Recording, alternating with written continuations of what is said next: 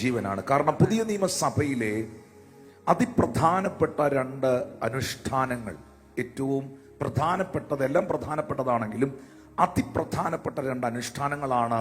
ഒന്ന് സ്നാനവും, 2 കർത്താവിൻ്റെ മേശയും.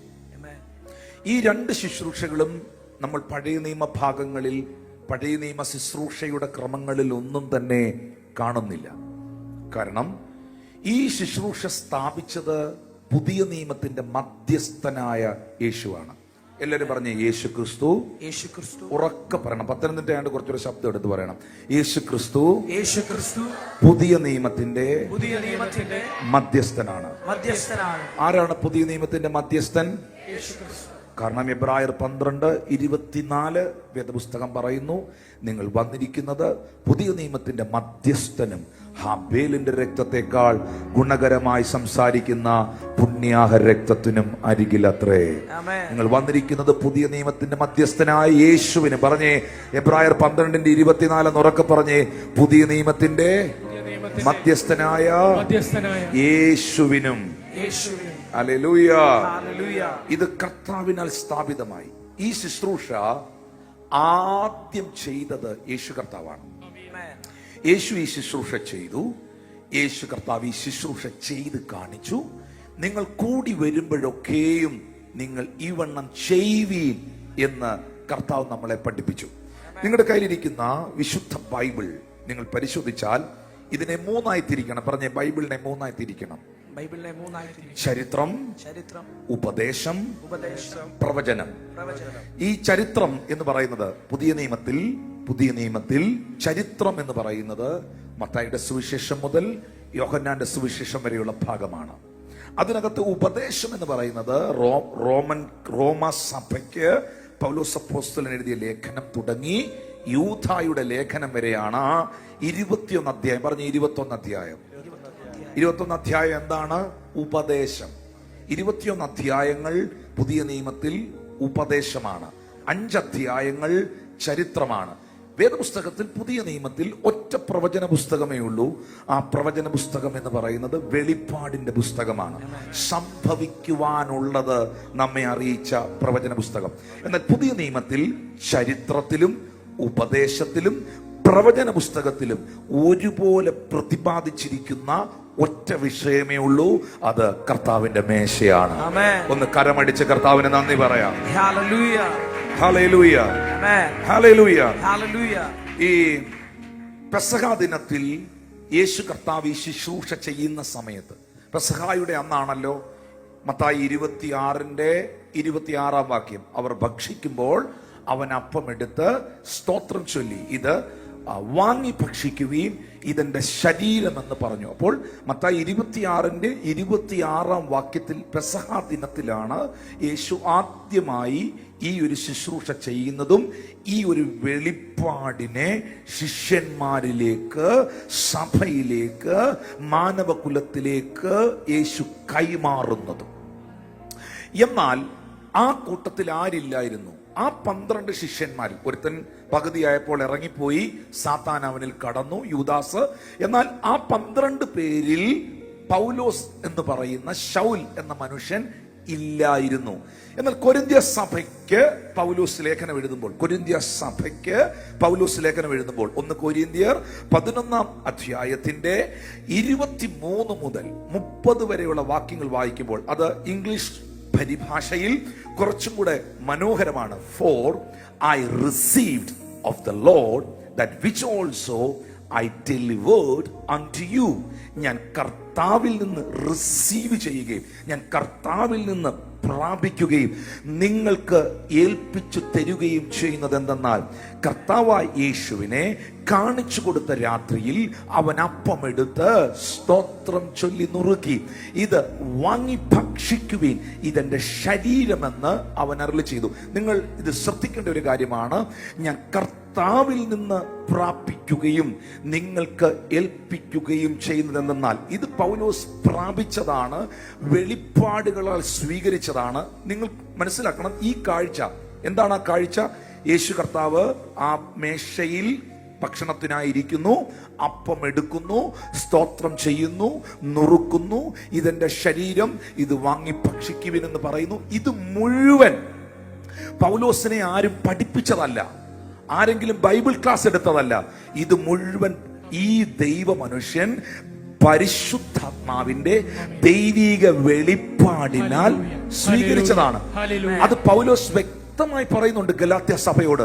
ഞാൻ മനുഷ്യരിൽ നിന്ന് പഠിച്ചിട്ടുമില്ല, ഞാൻ മനുഷ്യരാൽ പ്രാപിച്ചിട്ടുമില്ല, ക്രിസ്തുവിന്റെ വെളിപ്പാടിനാൽ അത്രേ ഞാനിത് നിങ്ങളെ അറിയിക്കുന്നത്. ഉറപ്പായും ഈ ഒരു കാര്യത്തെ അപ്പോസ്തലനായ പൗലോസിന് ദൈവം വെളിപ്പെടുത്തി കൊടുക്കുകയാണ്. നിങ്ങളൊരു കാര്യം മനസ്സിലാക്കണം. ഒരു ഇൻസിഡന്റ് നടക്കുന്നു, ഒരു സ്പിരിച്വൽ മിനിസ്ട്രി നടക്കുന്നു. പ്രതാപ് പാസ്റ്റർ ഉണ്ട്, ജോണമോ ബ്രദർ ഉണ്ട്, ഇവിടെയുള്ള ദൈവദാസന്മാരുണ്ട്, നമ്മളെല്ലാവരും അതിനകത്തുണ്ട്.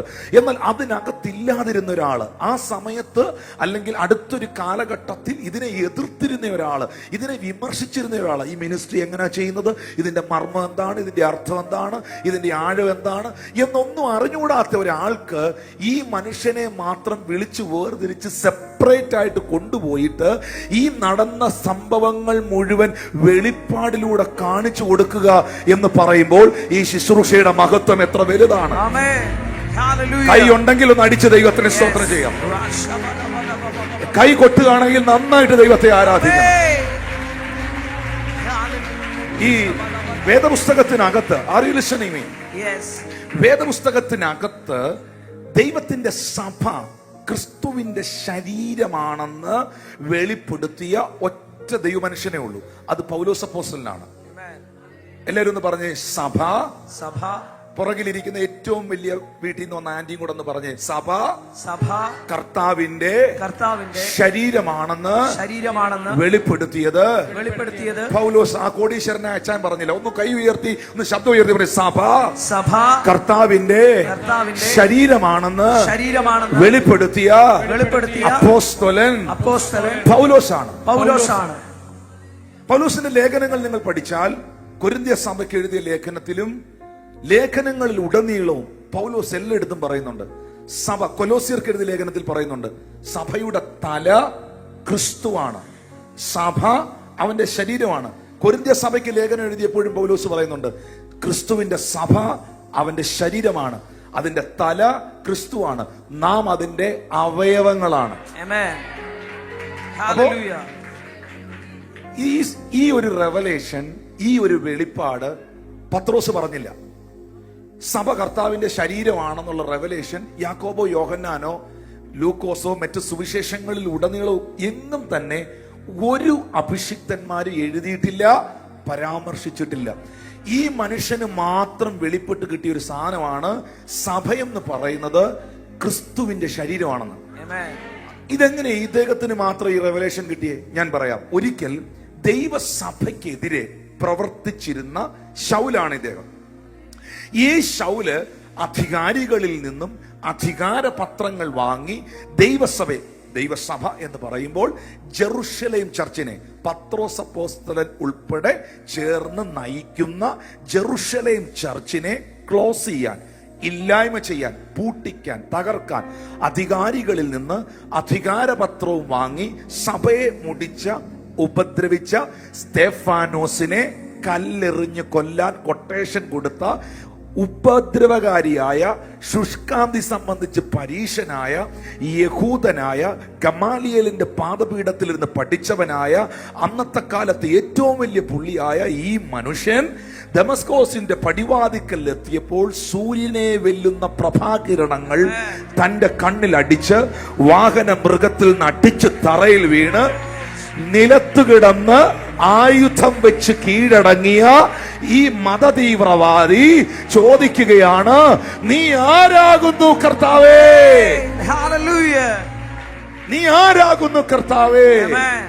Who you are Lord. ഉടനെ അവന് കിട്ടിയ മറുപടി എന്താണ്? ശൗലിന് കിട്ടിയ മറുപടി, നീ ഉപദ്രവിക്കുന്ന നസ്രയനാകുന്ന യേശുവാകുന്നു ഞാൻ. നീ ഉപദ്രവിക്കുന്ന നസ്രയനാകുന്ന യേശുവാകുന്നു ഞാൻ. എന്റെ ചോദ്യം, നിങ്ങൾ വിദ്യാഭ്യാസമുള്ളവരാണ്, അറിവുള്ളവരാണ്. പാസ്റ്ററിനും പ്രതികരിക്കാം, നിങ്ങൾക്കും പ്രതികരിക്കാം. ഞാൻ ചോദിക്കട്ടെ, ശൗൽ എന്ന് പറയുന്ന ഈ മനുഷ്യൻ എപ്പോഴെങ്കിലും യേശുവിന്റെ ശുശ്രൂഷയിൽ, മത്തായി സുവിശേഷം വായിക്കുമ്പോഴോ, മർക്കോസ് സുവിശേഷം വായിക്കുമ്പോഴോ, ലൂക്കോസ് സുവിശേഷം വായിക്കുമ്പോഴോ, യോഹന്നാന്റെ സുവിശേഷം വായിക്കുമ്പോഴോ എപ്പോഴെങ്കിലും എവിടെങ്കിലും എന്തെങ്കിലും കാര്യങ്ങളിൽ ഈ ശൗൽ ഇടപെട്ടിട്ടുണ്ടോ? യേശുവിനെ ഉപദ്രവിച്ചിട്ടുണ്ടോ? ഇല്ല. യേശുവിനെ അടിച്ച പടയാളികളുടെ കൂട്ടത്തിൽ ഈ പുള്ളി ഉണ്ടായിരുന്നോ? ഇല്ല. ഇല്ല. യേശുവിനെ ക്രൂശിക്കാൻ അന്ന് കൂടിയ കമ്മിറ്റി ഈ പുള്ളി ഉണ്ടായിരുന്നോ? ഇല്ല. ഇല്ല. പിന്നെ എന്തിനാണ് നീ ആരാകുന്നു കർത്താവേ എന്ന് വീണ് കിടക്കുന്ന ഈ മതതീവ്രവാദിയായ മനുഷ്യൻ ചോദിച്ചപ്പോൾ അപ്പോസ്തല പ്രവൃത്തി 9:5 നീ ഉപദ്രവിക്കുന്ന യേശു ആകുന്നു ഞാനെന്ന് പറഞ്ഞു. ഒരാളെ ഉപദ്രവിക്കാതെ ഉപദ്രവിച്ചു എന്ന് പറഞ്ഞത് ശരിയാണോ? ആരും മിണ്ടുന്നില്ലല്ലോ. ഹല്ലേലൂയ. പക്ഷെ അതിന് തിരിച്ചൊന്നും ഈ മനുഷ്യന് പറയാൻ പറ്റിയില്ല. കാര്യം ഈ മനുഷ്യനെ ഉപദ്രവിച്ചായിരുന്നു ആരെ? സഭയെ. Listen to me. നിങ്ങളെ ഒരാൾ ഉപദ്രവിച്ചാൽ നിങ്ങൾക്ക് എവിടെയാ നോവുന്നേ? ഇനി ചിന്തിക്കൂ, അത് പറയാൻ. ഒന്ന് പാസെങ്കിലും പറ. ശരീരത്തിൽ. നിങ്ങളെ ഒരാൾ ഉപദ്രവിച്ചാൽ എവിടെയാ നോവുന്നേ? ശരീരത്തിൽ. ശരീരത്തിലല്ലേ നോവുന്നേ? ഒരു അടി തന്ന ആത്മാവിനാണോ നോവുന്നത്? ശരീരത്തിനാണോ? ശരീരത്തിനാ നോവുന്നത്. ഉറപ്പല്ലേ? എന്തുകൊണ്ടാണ് യേശു പറഞ്ഞത് നീ ഉപദ്രവിക്കുന്ന യേശു ആകുന്നു ഞാൻ? പുള്ളി യേശുവിനെ ഉപദ്രവിച്ചോ? പിന്നെ ആരെ ഉപദ്രവിച്ചേ? സഭയെ ഉപദ്രവിച്ചു. സഭയെ ഉപദ്രവിച്ചപ്പോ കർത്താവ് പറഞ്ഞു എനിക്കാണ് നൊന്തത്. അന്ന് പുള്ളിക്ക് മനസ്സിലായി സഭ അവന്റെ ശരീരമാണ്. അന്ന് പുള്ളിക്ക് മനസ്സിലായി സഭ അവന്റെ ശരീരമാണെന്ന്. ഇനി മനസ്സിലാകാത്തവരുണ്ടെങ്കിൽ കൈ അടിക്കണ്ട.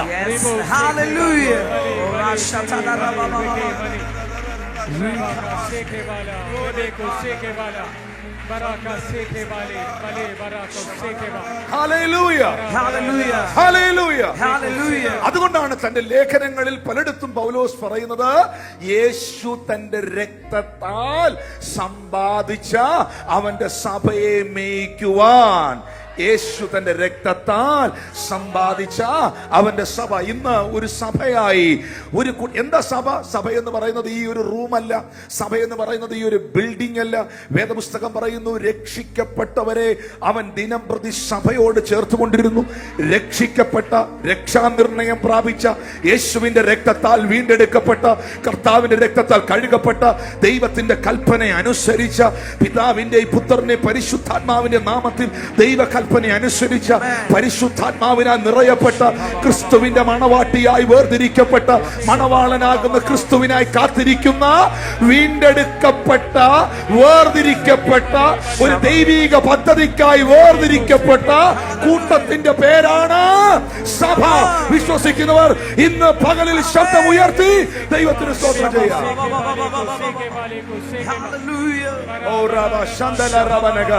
ആ കർത്താവ് ഇന്ന് പകൽ പത്തനംതിട്ട സഭയോട് പറയുന്നു ഞാൻ എന്റെ സഭയെ പണിയും.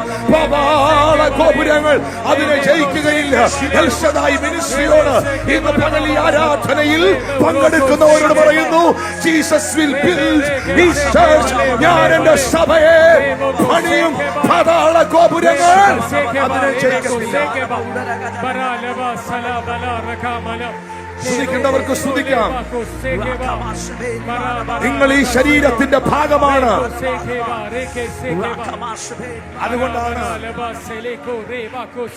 ബൈബിൾ പറയുന്നത് അവൻ സകലവും സർവവും, അവൻ സകലവും സർവവും സഭയ്ക്കു നൽകി. ഹല്ലേലൂയ എന്ന് പറഞ്ഞാൽ അത് ആരാ? ഈ തൂണോ? പറഞ്ഞ കൈ എനിക്ക് നൽകി, എനിക്ക് നൽകി, എനിക്ക് നൽകി. Hallelujah, hallelujah. എന്നെ അവൻ സ്വർഗ്ഗസ്ഥലങ്ങളിൽ ഇരുത്തിയിരിക്കുന്നു. I am sitting in heavenly realms, heavenly places. Hallelujah, hallelujah. നിങ്ങൾ ഇപ്പോൾ ഇരിക്കുന്നത് സ്വർഗീയ സ്ഥലത്താണ്. ദൈവമക്കളെ വീണ്ടെടുക്ക. ഇതുകൊണ്ടാണ് വേദപുസ്തകത്തിൽ ഉടനീളം പറയുന്നത് സഭായോഗങ്ങളെ നിങ്ങൾ ഉപേക്ഷയായി വിചാരിക്കരുത്. ചേർന്നൊരാമീൻ പറയാവോ? ആമേൻ. എന്നിട്ട് ആ വാക്യം മാത്രം പറഞ്ഞു വിടരുത്. നാൾ സമീപിച്ചിരിക്കുന്നു എന്നറിയും തോറും കൂടുതൽ നിങ്ങൾ അതിനെ ഗൗരവമുള്ളതായി കാണണം. ആമേൻ. ആമേൻ. ഹല്ലേലൂയ. ഹല്ലേലൂയ. അപ്പോൾ സഭ കർത്താവിന്റെ ശരീരമാണെന്ന് പൗലോസിന് മനസ്സിലായത് ഈ ശരീരത്തെ തൊട്ട് കളിച്ചിട്ടുള്ളത് ഈ പുള്ളി മാത്രമേ ഉള്ളൂ. ആമേൻ. അപ്പൊ തൊട്ട് കളിച്ചപ്പോ അതിന്റെ ഉടമസ്ഥൻ ഇറങ്ങി വന്നിട്ട് പറഞ്ഞു, നീ എന്താടാവേ എന്നെ ഉപദ്രവിക്കുന്നതെന്ന്. അപ്പൊ പുള്ളി ചോദിക്കുക, ഞാൻ എപ്പോഴാ ഉപദ്രവിച്ചതെന്ന്. ചോദിച്ചില്ല, ഞാൻ അങ്ങ് പറഞ്ഞെന്നേ ഉള്ളൂ. എപ്പോഴാ ഉപദ്രവിച്ചേ? ചിന്തിച്ചു നോക്കി, എപ്പോഴേലും ഉപദ്രവിച്ചോ? ഇല്ല. പക്ഷേ സ്തേഫാനോസിനെ കല്ലെറിഞ്ഞു കൊല്ലാൻ കൂട്ടുനിന്നോ? നിന്നു. ആദിമസഭയ്ക്ക് വിരോധമായി പ്രവർത്തിച്ചു. കർത്താവ് പറഞ്ഞു, നീ അത് ചെയ്തപ്പോ എനിക്ക് നൊന്തടാവുമെന്ന് പറഞ്ഞു. കൈ കൊടുത്ത് പറഞ്ഞേ, കർത്താവിന്റെ ശരീരത്തെ വേദനിപ്പിക്കരുത്. കർത്താവിന്റെ ശരീരത്തെ വേദനിപ്പിക്കരുത്. വാക്കുകൊണ്ടോ പ്രവൃത്തികൾ കൊണ്ടോ ആറ്റിറ്റ്യൂഡുകൾ കൊണ്ടോ ഇതിനെ കീറി മുറിക്കരുത്. ഞാൻ ഇത് ഓൺലൈനിൽ കാണുന്നവരോട്, ഇന്ന് ഈ ആരാധന പങ്കെടുക്കുന്നവരോട് പറയുന്നു, ഒരിക്കൽ ആ ശരീരം കീറി മുറിക്കപ്പെട്ടതാണ്, ഒരിക്കൽ ആ ശരീരം തകർക്കപ്പെട്ടതാണ്. എന്നെ വീണ്ടെടുക്കാൻ, രക്ഷിക്കാൻ വീണ്ടും എന്റെ അഹങ്കാരം കൊണ്ട്, എന്റെ സ്വാർത്ഥത കൊണ്ട്, എന്റെ തന്നിഷ്ടങ്ങൾ കൊണ്ട്, എന്റെ സെൽഫിഷ്നെസ് കൊണ്ട് വീണ്ടും ഇതിനെ കീറി മുറിക്കരുത്. ഇതൊരിക്കൽ മുറിയപ്പെട്ടതാണ്. വായികൾ തുറന്ന് പറയണം, കർത്താപ്പശ, നിന്റെ ശരീരത്തെ വേദനിപ്പിക്കുവാൻ ഞാനില്ല. അങ്ങയുടെ സഭയ്ക്ക് വേണ്ടി, അങ്ങയുടെ രാജ്യത്തിന് വേണ്ടി, അങ്ങയുടെ നന്മയ്ക്ക് വേണ്ടി പ്രവർത്തിക്കാൻ എന്നെ തരുന്നു എന്ന് പറയുന്നവർ ഒന്ന് കൈകൾ അടിച്ച് കർത്താവിന് നന്ദി പറഞ്ഞേ.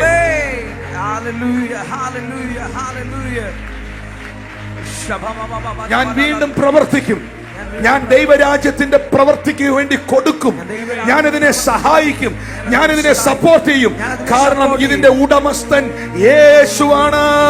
ശബ്ദമുയർത്തി ഹല്ലേലൂയ. ശരിയല്ലേ? നിങ്ങളുടെ കമ്പനിക്ക് വേണ്ടി, നിങ്ങൾ നടത്തുന്ന നിങ്ങളുടെ കമ്പനിക്ക് വേണ്ടി, നിങ്ങൾ നടത്തുന്ന നിങ്ങളുടെ പ്രസ്ഥാനത്തിന് വേണ്ടി, നിങ്ങൾ നടത്തുന്ന നിങ്ങളുടെ ഓഫീസിന് വേണ്ടി, നിങ്ങൾ നടത്തുന്ന നിങ്ങളുടെ ക്ലിനിക്കിന് വേണ്ടി, നിങ്ങൾ നടത്തുന്ന നിങ്ങളുടെ പ്രസ്ഥാനത്തിന് വേണ്ടി, നിങ്ങൾ നടത്തുന്ന നിങ്ങളുടെ വർക്ക് പ്ലേസിന് വേണ്ടി നന്നായി പണിയെടുക്കുന്ന, വിശ്വസ്തയോടെ അതിൽ നിന്ന് പ്രവർത്തിക്കുന്ന, അതിൽ നിന്ന് നല്ലോണം ജോലി ചെയ്യുന്ന, വിശ്വസ്തയോടെ നിൽക്കുന്ന ആ സ്റ്റാഫിനെ, ആ ജോലിക്കാരനെ നിങ്ങൾ പ്രൊമോഷൻ കൊടുക്കുവോ? പറ. നിങ്ങളൊരു കമ്പനി നടത്തുകയാണെങ്കിൽ, നിങ്ങളൊരു ഓഫീസ് നടത്തുകയാണെങ്കിൽ, അതിനകത്ത് 30 സ്റ്റാഫ് ഉണ്ടെന്നിരിക്കട്ടെ. ഞാൻ ചിരിക്കാൻ പറഞ്ഞില്ല, ശരിയായ കാര്യം പറഞ്ഞു. അതിനകത്ത് 10-15 വർഷമായിട്ട് ഒരു അഴിമതിയും കാണിക്കാതെ, ഇതുപോലെ ഒരെണ്ണം എപ്പോഴാ എനിക്ക് തട്ടിയെടുത്തുകൊണ്ട് പോയി തുടങ്ങാൻ പറ്റുന്ന ചിന്തിക്കാതെ, hallelujah, price the Lord, hallelujah, ആ കമ്പനിക്ക് വേണ്ടി, ആ ഓഫീസിന് വേണ്ടി വിശ്വസ്തയോടെ വർക്ക് ചെയ്യുന്ന ഒരാൾ നിങ്ങളുടെ കമ്പനിയിൽ ഉണ്ടെങ്കിൽ, നിങ്ങളുടെ ജോലി സ്ഥലത്തുണ്ടെങ്കിൽ, പ്രൊമോഷന്റെ ടൈം ആകുമ്പോ, സാലറി ഇൻക്രിമെന്റിന്റെ ടൈം ആകുമ്പോ നിങ്ങൾ ആരെ പരിഗണിക്കും? അവരെ പരിഗണിക്കും. അങ്ങനെയാണെങ്കിൽ ഇത് നമ്മുടെ അല്ല, സഭ ടിനുപാസിന്റെ അല്ല, സഭ ഇവിടെ ഇരിക്കുന്ന ആരുടെ അല്ല, സഭ കർത്താവിന്റെയാ. അതിനകത്ത് നീ കസേര ഇട്ടെങ്കിൽ, അതിനകത്ത് നീ ക്ലീൻ ചെയ്തെങ്കിൽ, അതിനകത്ത് നീ വർക്ക് ചെയ്തെങ്കിൽ, അതിന്റെ ആവശ്യങ്ങൾക്ക് വേണ്ടി നീ എന്തെങ്കിലും കൊടുത്തെങ്കിൽ, ഇതിന്റെ ബോസ് നിനക്ക് പ്രതിഫലം തരും. ഇതിന്റെ ബോസ് കരമടിച്ച്, അതിന്റെ 2 കരങ്ങളും അടിച്ച് അതിനകത്ത് പാടിയെങ്കിൽ, അതിനകത്ത് പ്രവർത്തിച്ചെങ്കിൽ, ഇതിന്റെ ബോസ് നിനക്ക് പ്രതിഫലം തരും. വിശ്വസിക്കുന്നവർ കരങ്ങളെ തട്ടി കർത്താവിനെ നന്ദി പറയാം.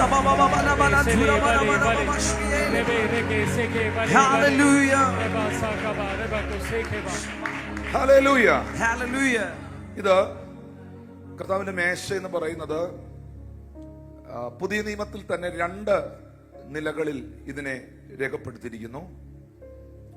ഒന്ന് the Lord supper. Lord supper എന്ന് പറയുന്നത് കർത്താവിന്റെ അത്താഴം. ഒരു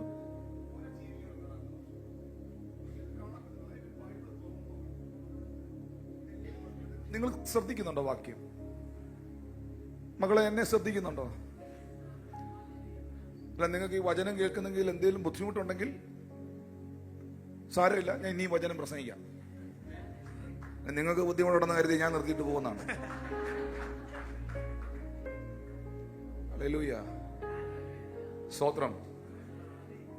നിങ്ങളെ പ്രസാദിപ്പിക്കാനല്ലല്ലോ ഞാൻ ഇത് പിടിച്ചോണ്ട് ഇവിടെ നിൽക്കുന്നത്. Amen.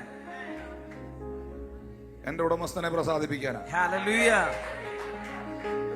പിന്നെ അത് കേട്ട് ഏറ്റെടുത്താൽ നിനക്ക് കൊള്ളാന്നുള്ളതേ ഉള്ളൂ എനിക്ക് പറയാൻ. ഒന്ന് കൈ ഉയർത്തി സ്തോത്രം ചെയ്തേ. Hallelujah. Amen. Hallelujah. Amen. Lord's table പറഞ്ഞു. Lord's table Lord's table. അവിടെ അതെവിടെ എഴുതിയിരിക്കുന്നത്? അത് നിങ്ങൾ ടെലിവിഷനിലോ ബൈബിൾ ഇംഗ്ലീഷ് ബൈബിളിൽ നോക്കണം. 1 കൊരിന്ത്യർ 11:20. 1 കൊരിന്ത്യർ 11:20 എന്നിടാവും. നിങ്ങൾ കൂടി വരുമ്പോഴൊക്കെയും. അപ്പൊ അവിടെ എഴുതിയിരിക്കുന്നത് ഇംഗ്ലീഷ് നോക്കി, ഇംഗ്ലീഷ് ബൈബിൾ അല്ലെങ്കിൽ TV നോക്കി, അവിടെ ലോർഡ്സ് സപ്പർ എന്ന് എഴുതിയിട്ടുണ്ടോ? എല്ലാവരും ഒന്ന് പറഞ്ഞേ, ലോർഡ്സ് സപ്പർ. Lord's supper. ഒരിടത്ത് തന്നെ എഴുതിയിരിക്കുന്നത് ലോർഡ്സ് സപ്പർ. ഇനി 1 കൊരിന്ത്യർ 10:21 നോക്കി. 1 കൊരിന്ത്യർ 10:21 നോക്കി. ഈ ലൈവ് ചാറ്റിനകത്ത് മക്കളെ ഈ വാക്യം ഇട്ട് പോകുന്നുണ്ടോ?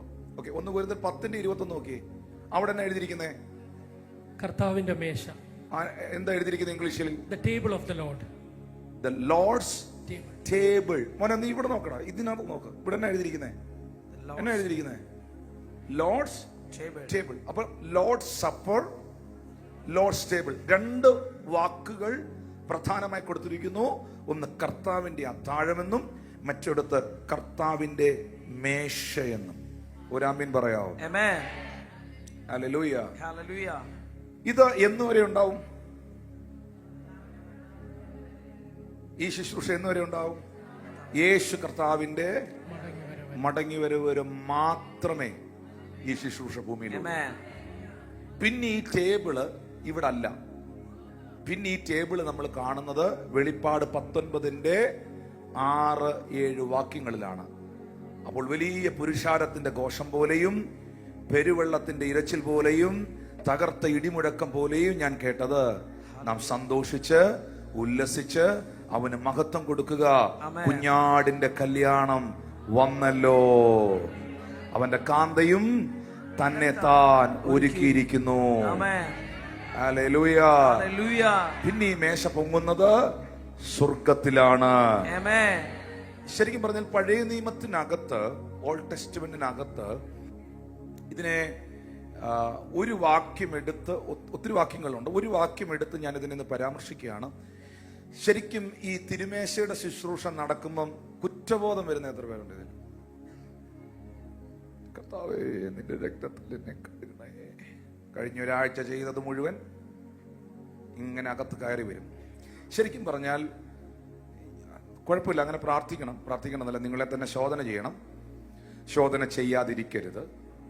ശോധന ചെയ്യാതിരിക്കരുത്. അത് കൂടുതൽ പണി ഉണ്ടാക്കുന്ന സാധനമാണ്. ശോധന ചെയ്യണം. പക്ഷേ ഈ തിരുമേശ ഇന്ന് വിളിച്ചു പറയുന്നത്, അപ്പൊ നമ്മൾ എന്നാ പ്രാർത്ഥിച്ച, കർത്താവേ ഞാൻ പാപിയാണ്, ദോഷിയാണ്, ഏഴയും കൃമിയും പൊടിയും, പിന്നെ എന്തൊക്കെ വായി വരുവോ. ഞാൻ ലൈവ് ഉണ്ടായോണ്ടാ നമ്മളതെല്ലാം പറയും. Price the Lord.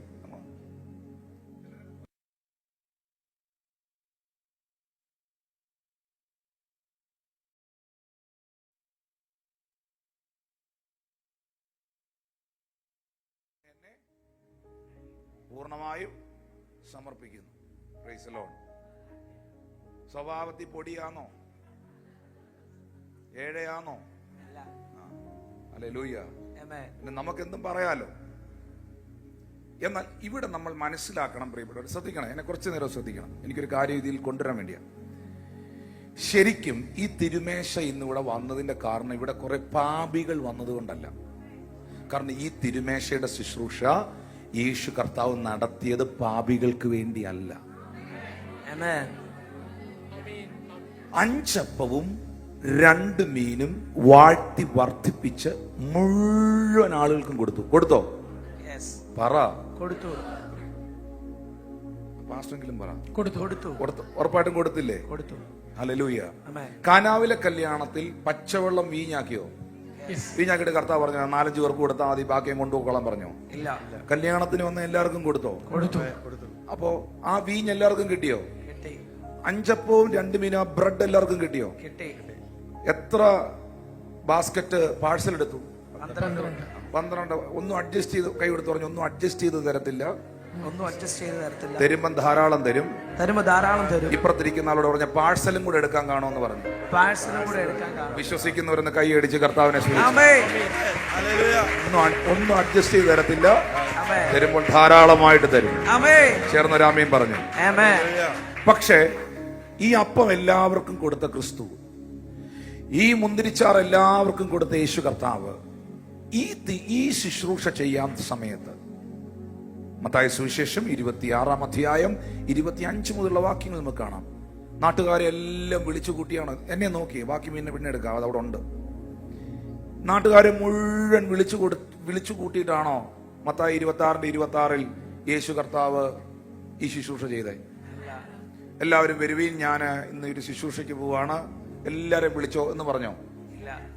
സത്യം പറഞ്ഞ താൻ ഉയർപ്പിച്ച ഏറ്റവും വലിയ അത്ഭുതമാണല്ലോ മരിച്ച ഒരാളെ ഉയർപ്പിക്കാന്ന് പറഞ്ഞു. താൻ ഉയർപ്പിച്ച ലാസറിനെ പോലും വിളിച്ചില്ല. കേൾക്കുന്നുണ്ടോ നിങ്ങൾ? നമ്മളായിരുന്ന യോഗത്തിന്റെ ഫ്രണ്ടിൽ പുള്ളിയെ കൊണ്ടിരുത്തിയായിരുന്നു. പുള്ളിയാണ് നമ്മുടെ ഇപ്പോഴത്തെ ശുശ്രൂഷയുടെ ഐക്കൺ. ഹല്ലേലൂയ. ലാസറിനെ കൊണ്ടുപോയോ? ആരെയും കൊണ്ടുപോയില്ല. താൻ വേർതിരിച്ച, താൻ അപ്പോയിന്റ് ചെയ്ത, തെരഞ്ഞെടുത്ത, കേൾക്കണം, 12 എണ്ണത്തെ കൊണ്ടുപോയുള്ളൂ. അതിന് ഒരെണ്ണത്തിനകത്ത് പിശാചുണ്ടായിരുന്നു. ഒരെണ്ണത്തിനകത്ത് അവ ഇറങ്ങി പോവുകയും ചെയ്തു. ആരും ഇടയ്ക്ക് ഇറങ്ങി പോകുന്നവരെ പ്രത്യേകം സൂക്ഷിച്ചോണം. പോവുകയും ഇടയ്ക്ക് പോവുകയും ചെയ്തു. ചേർന്നൊരാമീൻ പറഞ്ഞേ. ആർക്കാണ്ടൊക്കെ പോണമെന്നുണ്ടായിരുന്നു, ഇനി അവരോട്ട് പോവുകയില്ല. പറഞ്ഞു പോയ കാരണം കൊണ്ട്. ഹല്ലേലൂയ. അവനിടയ്ക്ക് ഇറങ്ങിപ്പോയി. അപ്പോ ഇതെല്ലാവർക്കും ഉള്ളതല്ലായിരുന്നു. ഇത് വിളിച്ച് വേർതിരിച്ച് താൻ തെരഞ്ഞെടുത്തവർക്ക് മാത്രം താൻ വെളിപ്പെടുത്തി കൊടുത്ത ഒരു വെളിപ്പാടായിരുന്നു. ആ വെളിപ്പാട് യേശു കർത്താവ് യോഹന്നാൻ സുവിശേഷം 5-ാം അധ്യായത്തിലും 6-ാം അധ്യായത്തിലും ഇത് ആഴമായി വെളിപ്പെടുത്തി. പ്രത്യേകിച്ച് 6-ാം അധ്യായം നോക്കുമ്പോൾ, ഞാൻ ജീവന്റെ അപ്പമാകുന്നു, എന്നെ തിന്നുന്നവൻ എൻ മൂലം ജീവിക്കും, ഒടുക്കത്തെ നാളിൽ ഞാൻ അവനെ ഉയർപ്പിക്കും. നിങ്ങൾക്ക് വല്ലതും പിടികിട്ടിയോ പറഞ്ഞത്? എന്നെ തിന്നുന്നവൻ എൻ മൂലം ജീവിക്കും. The most powerful, important word in the Bible. John chapter 3 verse 16 കഴിഞ്ഞാൽ യോഹന്നാൻ 3:16 തന്റെ ഏകജാതനായ പുത്രനിൽ വിശ്വസിക്കുന്ന ഏവനും നശിച്ചു പോകാതെ നിത്യജീവൻ പ്രാപിക്കേണ്ടതിന് ദൈവം അവനെ നൽകുവാൻ തക്കവണ്ണം. എന്റെ ചിന്തയിൽ ഈ വാക്യം കഴിഞ്ഞാൽ ദ മോസ്റ്റ് പവർഫുൾ വേർഡാണ് എന്നെ തിന്നുന്നവൻ എൻ മൂലം ജീവിക്കും, ഒടുക്കത്തെ നാളിൽ ഞാൻ അവനെ ഉയർപ്പിക്കും.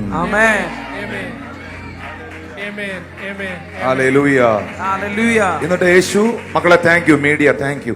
എന്നിട്ട് യേശു കർത്താവ് പറഞ്ഞു, അടുത്തടുത്ത വാക്യങ്ങൾ യേശു കർത്താവ് പറഞ്ഞു, ശ്രദ്ധിക്കുന്നുണ്ടോ? നിങ്ങളുടെ പിതാക്കന്മാർ മരുഭൂമിയിൽ മന്ന തിന്നിട്ടും മരിച്ചല്ലോ. ഒരു നാച്ചുറൽ ഫുഡിനെ കുറിച്ച് യേശു അവിടെ പറയുന്നുണ്ട്. നമ്മളെല്ലാവരും ഫുഡ് കഴിക്കുന്നവരാണ്. ആ food കഴിച്ചവർ മരിച്ചല്ലോ.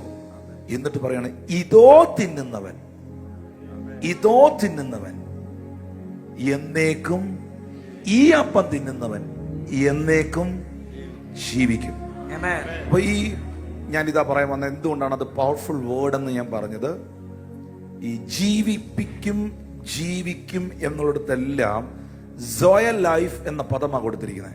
Soya, ഇംഗ്ലീഷല്ല, soya, ZOE, soya എന്ന് പറയുന്നത് നമ്മളെ എഴുന്നേൽപ്പിക്കുന്ന, ഉദ്ധാരണം ചെയ്യുന്ന, ഉയർപ്പിക്കുന്ന, ജീവൻ പകരുന്ന ഒരു ശക്തിയാണ്. ഇന്ന് ഇതിനകത്ത് ആരെങ്കിലും രോഗികളായിട്ടിരിപ്പുണ്ടെങ്കിൽ, യഥാർത്ഥമായി വിശുദ്ധിയോടെ പ്രാർത്ഥനയിൽ ഈ കർത്താവിന്റെ മേശ പങ്കാളിയാകുന്നവർ, ഞാൻ വിശ്വസിക്കുന്നു, അവർ അത്ഭുതകരമായി സൗഖ്യം പ്രാപിക്കും. അല്ലേ? നമ്മൾ വായിച്ച 1 കൊരിന്ത്യർ 11 പൗലോസ് പറഞ്ഞില്ലേ, അയോഗ്യമായി അപ്പം തിന്നുകയോ പാനപാത്രം കുടിക്കുകയോ ചെയ്യുമ്പോഴൊക്കെയും നിങ്ങൾക്ക് താൻ ശിക്ഷാവിധി തിന്നുകയും കുടിക്കുകയും ചെയ്യുന്നു. അവൻ കർത്താവിന്റെ ശരീരം സംബന്ധിച്ച് കുറ്റക്കാരനാകും. 28-ാമത്തെ വാക്യം, മനുഷ്യൻ തന്നെത്താൻ ശോധന ചെയ്തിട്ട് വേണം ഈ അപ്പം തിന്നുകയും പാനപാത്രത്തിൽ കുടിക്കുകയും ചെയ്യുവാൻ. 29-ാം വാക്യം, തിന്നുകയും കുടിക്കുകയും ചെയ്യുന്നവൻ ശരീരത്തെ വിവേചിക്കാഞ്ഞാൽ തനിക്ക് ശിക്ഷാവിധി തിന്നുകയും കുടിക്കുകയും ചെയ്യുന്നു. 30-ാം വാക്യം, ഇത് ഹേതുവായി പലരും ബലഹീനരും രോഗിയാകുന്ന എവിടെയാ? രോഗിയാകുന്ന കേൾക്കുന്നുണ്ടോ? നിങ്ങളുടെ വിടുതലിനുള്ള കാര്യമാണ് പറയുന്നത്, എന്നാലും ശ്രദ്ധിക്കട്ടെന്ന് കരുതിയ. രോഗിയാകുന്ന എവിടെയാ? ശരീരത്തിൽ. ആ, പ്ലീസ് ഹെൽപ് മീ. രോഗിയാകുന്നത് എവിടെയാ? ശരീരത്തിൽ. ഉറപ്പാണോ? ആരെങ്കിലും പറയോ എന്റെ ആത്മാവിന് ഒരു സ്ട്രോക്ക് വന്നു? ഇല്ല, ആരും പറയുന്നില്ലല്ലോ. ആത്മാവിന് സ്ട്രോക്ക് വരുമോ? ഇല്ല, വരികയല്ലോ. അപ്പൊ രോഗം വരുന്ന എവിടെയാ? ശരീരത്തിൽ. ഭക്ഷണം കഴിക്കുന്നത് എന്തിനു വേണ്ടിയാ? ആത്മാവിന് വേണ്ടിയാണോ ശരീരത്തിന് വേണ്ടിയാണോ? ഉറപ്പിക്കോ? ആരെങ്കിലും പറഞ്ഞു കേട്ടോ ഞാൻ ബിരിയാണി കഴിച്ച ആത്മാവി ബലപ്പെട്ടെന്ന് പറയുന്നത് കേട്ടിട്ടില്ലല്ലോ. പക്ഷെ ഭക്ഷണം കഴിക്കുന്ന എന്തിനു വേണ്ടിയാ? ശരീരത്തിന് വേണ്ടിയാ. എന്നാൽ തിരുമേശയുടെ പ്രത്യേകത എന്നാണെന്നറിയാം? തിരുമേശയുടെ പ്രത്യേകത, അത് ഇതിന്റെ മാത്രമുള്ള പ്രത്യേകത. ഇത് ശ്രദ്ധിക്കണം. യോഹന്നാന്റെ സുവിശേഷത്തിൽ യേശു കർത്താവ് പറഞ്ഞു, എന്നെ തിന്നുന്നവൻ എന്മൂലം ജീവിക്കും, ഒടുക്കത്തെ നാളിൽ ഞാൻ അവനെ ഉയർപ്പിക്കും. ഉടനെ ഇവർക്കിത് പിടികിട്ടിയില്ല. എനിക്ക് തോന്നുന്നു നിങ്ങളെ പോലെ പകുതി ഉറക്കത്തിലായിരുന്നു എന്ന് എനിക്കറിയില്ല. ഇവർക്കിത് പിടികിട്ടിയതേ ഇല്ല. Price the Lord. ഹല്ലേലൂയ. അവരുടനെ തിരിച്ചു ചോദിച്ചു, ഇവൻ എന്നതായി പറയും? ഒന്നാമത്തെ യുവമാർ എന്തെങ്കിലും വാക്കെ പിടിക്കാൻ നടക്കുക, യോഗത്തിനൊന്നും വന്നതല്ല. Price the Lord. ഇവര് ചോദിക്കുകയാണ്, ഒരു മനുഷ്യന് അവന്റെ മാംസം തിന്നുവാൻ തരുവാൻ എങ്ങനെ കഴിയും? യോഹന്നാൻ 6-ലാണ് എഴുതിയിരിക്കുന്നത്. ഒരു മനുഷ്യന് അവന്റെ മാംസം തിന്നാൻ തരുവാൻ എങ്ങനെ കഴിയും?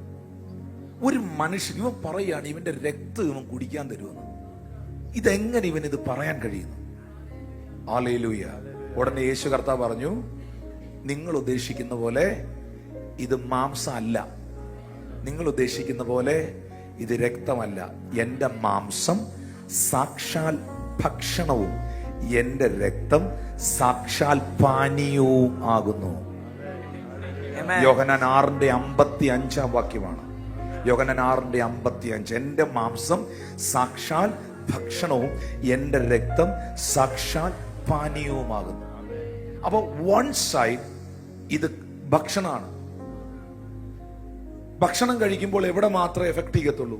ശരീരത്തിൽ. പുറകിലിരിക്കുന്നവർ എല്ലാവർക്കും മനസ്സിലാവുന്ന കാര്യല്ലേ പറഞ്ഞേ? ശരീരത്തിന്. ഹല്ലേലൂയ. പാട്ടുപാടി പ്രാർത്ഥിച്ച് ആത്മാവിൽ ആരാധിക്കുമ്പോഴോ ആര് ബലപ്പെടും? എഫെസ്യർക്കെഴുതിയ ലേഖനത്തിൽ പൗലോസ് പറയുന്ന പോലെ അകത്ത മനുഷ്യൻ ബലപ്പെടും. പൗലോസ് പറഞ്ഞില്ലേ, നിങ്ങളുടെ അകത്ത മനുഷ്യനെ സംബന്ധിച്ച് നിങ്ങൾ നാൾക്കുനാൾ ബലം പ്രാപിക്കണം. ചെറുതാമീൻ പറഞ്ഞേ. എന്നാൽ ഇതിന്റെ പ്രത്യേകത എന്നാന്ന് ഞാൻ പറയാം. അതുകൊണ്ടാണ് പൗലോസ് അപ്പോസ്തലൻ കൊരിന്ത്യ സഭയോട് പറഞ്ഞത്, നാം അനുഗ്രഹിക്കുന്ന ഈ അനുഗ്രഹപാത്രം കർത്താവിന്റെ രക്തത്തോടുള്ള കൂട്ടായ്മയല്ലയോ? ഇംഗ്ലീഷിൽ എഴുതിയിരിക്കുന്നത് the cup of blessing. Blessing വേണ്ടവരൊക്കെ ഒന്ന് കൈ ഉയർത്തി പിടിച്ച്. വേണ്ടാത്തവരും പത്തനംതിട്ട ചർച്ചിലുണ്ട്. ബ്ലെസ്സിങ് വേണ്ടവരെല്ലാം കൈ ഉയർത്തി പിടിച്ച്. ഇതെന്നെ എഴുതിയിരിക്കുന്നത് ദ കപ്പ് ഓഫ് ബ്ലെസ്സിങ്. ഈ ഒരു മക്കളെ, ഒരു ബസ്സിനകത്ത് കയറി ഇരിക്കുന്നതിന് മുമ്പ് ഈ ബസ് എങ്ങോട്ടാ പോകുന്നതെന്ന് അറിയണം. ഒരു ട്രെയിനകത്ത് പോയി മെട്രോയ്ക്കകത്ത് കയറി ഇരിക്കുന്നതിന് മുമ്പ് ഈ ട്രെയിൻ എങ്ങോട്ടാ പോകുന്നതെന്ന് അറിയണം. അല്ലെ കാശും പോവും, സമയവും പോവും. ഈ തിരുമേശ എടുക്കുന്നതിന് മുമ്പ് ഇത് എടുത്താൽ, ഇത് എടുക്കുമ്പോൾ എന്താണ് എന്നിൽ സംഭവിക്കുന്നതെന്ന് ഞാൻ അറിയണം.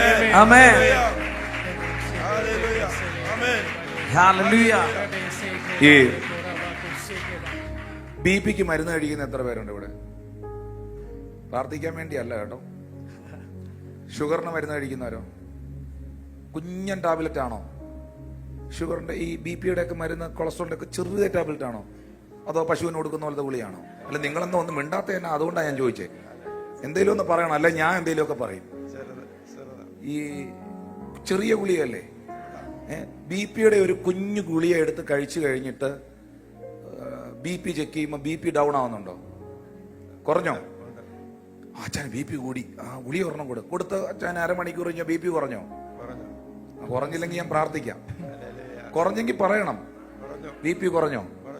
ഈ സാധനം ഇങ്ങനെ പൊട്ടിക്കുമ്പോ കയ്യിൽ നിന്ന് പോയി കഴിഞ്ഞാൽ, ഇത് കട്ടലിന്റെ കിഴിയും എല്ലാം പോയി കഴിഞ്ഞാൽ ടോർച്ച് എടുത്തോണ്ട് വരണ്ടേ ഇത് എടുക്കാൻ?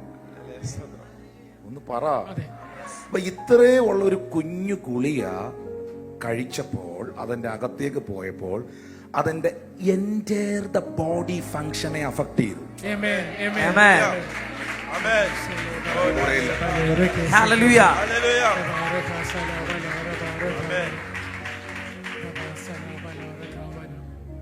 ചില ആളുകൾ ഈ തിരുമേശ എടുക്കുന്ന സമയത്ത്, ഒരിക്കൽ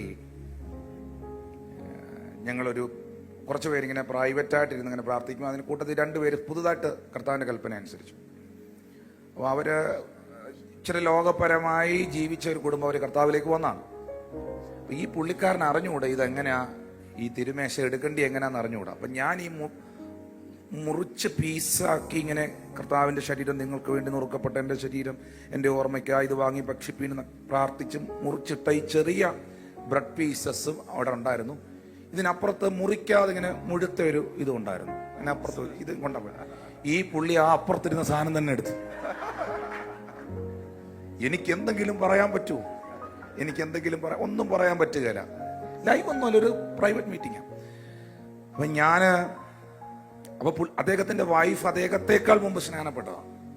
പുള്ളിക്കാരി കർത്താവിന്റെ കൽപ്പന അനുസരിച്ച്. അപ്പം പ്രാർത്ഥന കഴിഞ്ഞപ്പം പുള്ളിക്കാരി എൻ്റെ അടുത്തിൽ വന്നിട്ട് പറഞ്ഞു, ഞാനും ജീന ഉണ്ടായിരുന്നു, ടിനു പാസ്റ്ററെ, എനിക്ക് ഭയങ്കര സന്തോഷമുണ്ട് എൻ്റെ ഹസ്ബൻഡ് ഇന്ന് കർത്താവിൻ്റെ മേശ എടുത്തതിൽ. പിന്നെ പാസ്റ്ററെ, ആ വലിയ ബ്രെഡ് പുള്ളി എടുത്തത് ഒന്നും തോന്നല്ലേ, അതുപോലെ പാപം ചെയ്തിട്ടുണ്ട്.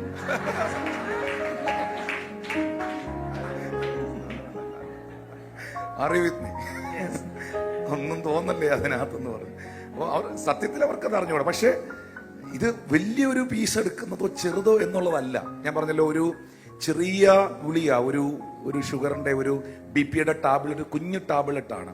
പക്ഷെ അത് എൻറ്റയർ ദ ബോഡി ഫങ്ഷനെ ടച്ച് ചെയ്യുന്ന ഇത് അകത്തേക്ക് പോകുമ്പോൾ നിങ്ങൾ മനസ്സിലാക്കേണ്ട ഒരു കാര്യമുണ്ട്. ഈ കർത്താവിന്റെ മേശ, ഒരു ഭക്ഷണം എൻ്റെ ശരീരത്തിന് മാത്രം പ്രയോജനപ്പെടുന്നു. കറക്റ്റ്? ഫുഡ് എൻ്റെ ശരീരത്തിന് മാത്രം പ്രയോജനപ്പെടുന്നു. പാട്ടും പ്രാർത്ഥനയും മാത്രമായിട്ടിരുന്ന ചിലർ പറയത്തില്ലേ, ചില ഭർത്താക്കന്മാർ ഭാര്യമാരോട് പറയത്തില്ലേ, ഇങ്ങനെ ഈ പ്രാർത്ഥനയായിട്ട് മാത്രം തുറന്ന വീട്ടിലോട്ടും എല്ലാം പോകണ്ട എന്ന് ചോദിക്കത്തില്ല. വീട്ടിലൊന്നും എന്ത് ചെയ്യത്തില്ല, വീട്ടിലൊന്നും കുക്ക് ചെയ്യല. ഇപ്പൊ പഠിച്ചിരിക്കുന്ന ഒരു സാധനം ഉപവാസമാണ്. അപ്പം പാട്ടും പ്രാർത്ഥനയും നടത്തിയാൽ ഭക്ഷണം കഴിക്കാൻ പറ്റുമോ? ശരീരത്തിന് വല്ലതും കിട്ടുമോ? ഇല്ല.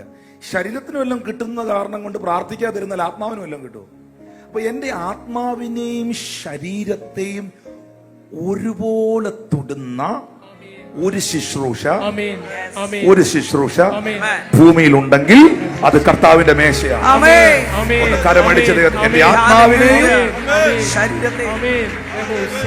എന്റെ ശരീരത്തെയും ഒരുപോലെ തൊടും. ഞാൻ ചോദിക്കട്ടെ, ഈ അനുഗ്രഹിക്കുന്ന അനുഗ്രഹപാത്രം, ദ കപ്പ് ഓഫ് ബ്ലെസ്സിംഗ്, ഇത് വ്യവസ്ഥ കൂടാതെ എടുക്കുന്നവർ പലരും രോഗികളാകുന്നു. രോഗിയായത് എവിടെയാ? ശരീരത്തിലാ. എന്നാൽ മറുഭാഗം, എല്ലാത്തിനും 2 സൈഡുണ്ട്, എല്ലാത്തിനും ഒരു 2 വശമുണ്ട്. ഇത് വ്യവസ്ഥയില്ലാതെ എടുത്തവൻ രോഗിയായി പോയെങ്കിൽ ഇത് പ്രാർത്ഥനയോടെ ഇന്ന് എടുക്കുന്നവൻ സൗഖ്യമാകത്തില്ലേ? വിശ്വസിക്കുന്നവരെന്ന കരങ്ങൾ അടിച്ച് സ്വീകരിച്ചു. യേശുവിന്റെ അധികാരമുള്ള നാമത്തിൽ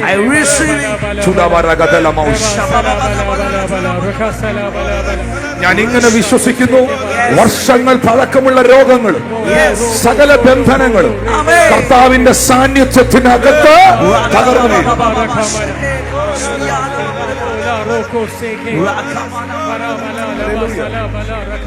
അതുകൊണ്ടാണ് യേശു കർത്താവ് പറഞ്ഞത്, എന്നെ തിന്നുന്നവൻ എൻ മൂലം ജീവിക്കും, ഒടുക്കത്തെ നാളിൽ ഞാൻ അവനെ ഉയർപ്പിക്കും. മരിച്ചവരുടെ ഇടയിൽ നിന്ന് ഉയർക്കാനുള്ള ഒരു മരുന്ന് ഇറങ്ങിയിട്ടുണ്ടെങ്കിൽ അത് മേടിക്കാൻ എത്ര ലക്ഷം കൊടുത്തു ആളുകൾ കാണുകയല്ലേ? ആരും മിണ്ടുന്നില്ലല്ലോ. എത്ര ലക്ഷം കൊടുത്തു ആളുകൾ കാണുകയല്ലേ? Yes. പക്ഷെ ഇവിടെ ഇരിക്കുന്ന ദൈവജനത്തോട് പരിശുദ്ധാത്മ പറയുന്നു, നീ ദൈവവചനം അനുസരിച്ച് കർത്താവിന്റെ ശരീരത്തിന് നിഴലായിരിക്കുന്ന ഈ ബ്രെഡും കർത്താവിന്റെ രക്തത്തിന് നിഴലായിരിക്കുന്ന ഈ മുന്തിരിച്ചാറും നീ എടുക്കുമ്പോൾ നിന്നെ കളിയാക്കിയവരും പരിഹസിച്ചവരും ഒക്കെ ദൈവത്തിലേക്ക് വരണം എന്നല്ല, വരണം. പക്ഷേ അവരുടെ എല്ലാം നടുവിൽ ഇതിൽ പങ്കെടുത്ത നിനക്കൊരു ഉയർപ്പുണ്ടാകുമെന്ന് കർത്താവിന്റെ ആത്മാവ് വചനത്തിലൂടെ അറിയിക്കുകയാണ്. ഒടുക്കത്തെ നാളിൽ ഞാൻ നിന്നെ ഉയർപ്പിക്കും. ഇത് പുനരുത്ഥാനത്തിന് ഉതകുന്നതാണ്. ഇതിൽ വ്യാപരിക്കുന്ന ഒരു ദൈവ ശക്തിയുണ്ട്. വിശ്വസിക്കുന്നവർ കരങ്ങളെ അടിച്ച്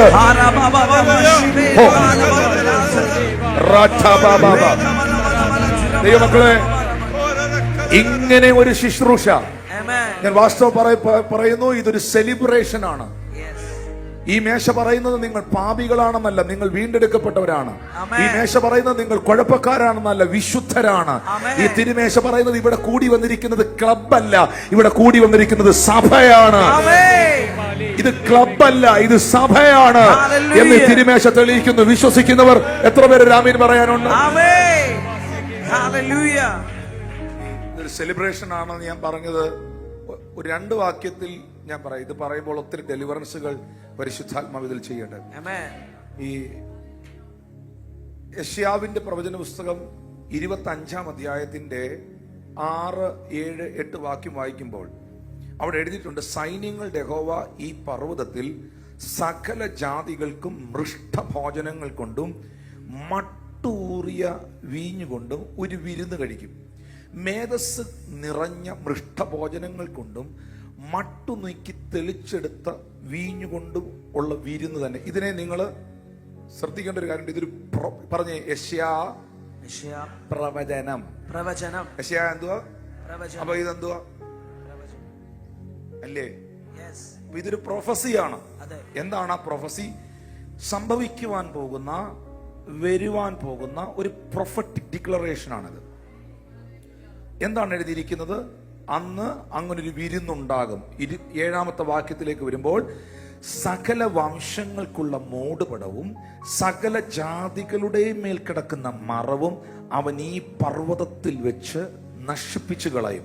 8-ാം വാക്യത്തിൽ രേഖപ്പെടുത്തിയിരിക്കുന്നു, അവൻ മരണത്തെ സദാകാലത്തേക്കും നീക്കിക്കളയും. ഇതെവിടെ എഴുതിയിട്ടുണ്ട്? ഈ വാക്യം വേറെ എവിടെ എഴുതിയിട്ടുണ്ട്? വെളിപ്പാട് പുസ്തകത്തിൽ എഴുതിയിട്ടുണ്ട്, മരണം നീങ്ങിപ്പോയി. മരണം സദാകാലത്തേക്കും നീങ്ങിപ്പോയി.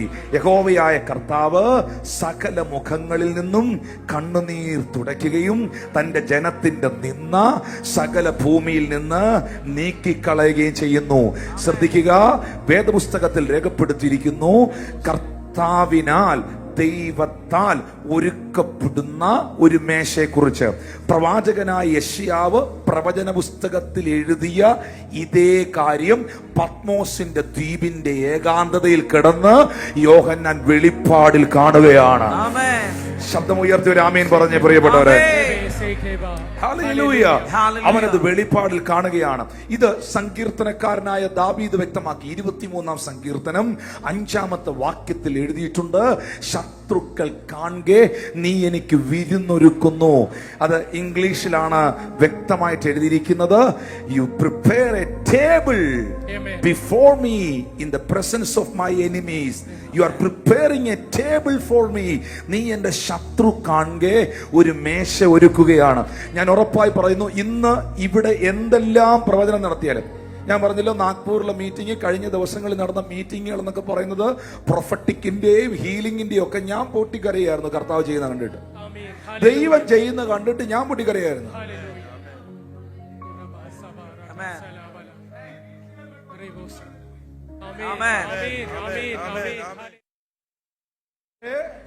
പക്ഷേ ഞാൻ നിങ്ങളോട് പറയുന്നു, അതെല്ലാം ഈ ഭൂമിയിൽ പരിശുദ്ധാത്മാവ് ദൈവം തന്റെ വചനത്തെ ഉറപ്പിക്കാനും താൻ ജീവിക്കുന്നു എന്ന് കാണിക്കാനും ചെയ്യുന്നതാണ്.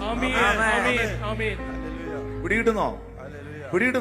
പക്ഷെ ഈ തിരുമേശ എന്ന് പറയുന്നത് നിനക്ക് ഇവിടുത്തെ മഴ മാത്രം മാറാനല്ല. ഇത് എന്ന് പറയുന്നത് അയ്യോ ഒന്ന് 1-ാം ഞായറാഴ്ച എടുക്കണമല്ല, ഇത് നിന്നെ നിത്യതയിൽ എത്തിക്കുന്നതുമായി. അതുകൊണ്ടാണ് ഞാൻ പറഞ്ഞത്, ഇതുപോലെ മഹത്തരമേറിയ മറ്റൊരു ശുശ്രൂഷ ബൈബിളിലില്ല. ആമേൻ.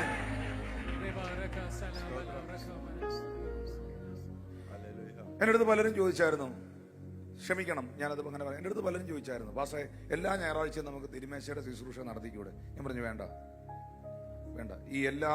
ഈ സുപരിചിതത്വം ബഹുമാനത്തെ കുറയ്ക്കുമെന്ന് പറയുന്നൊരു കാര്യമുണ്ട്.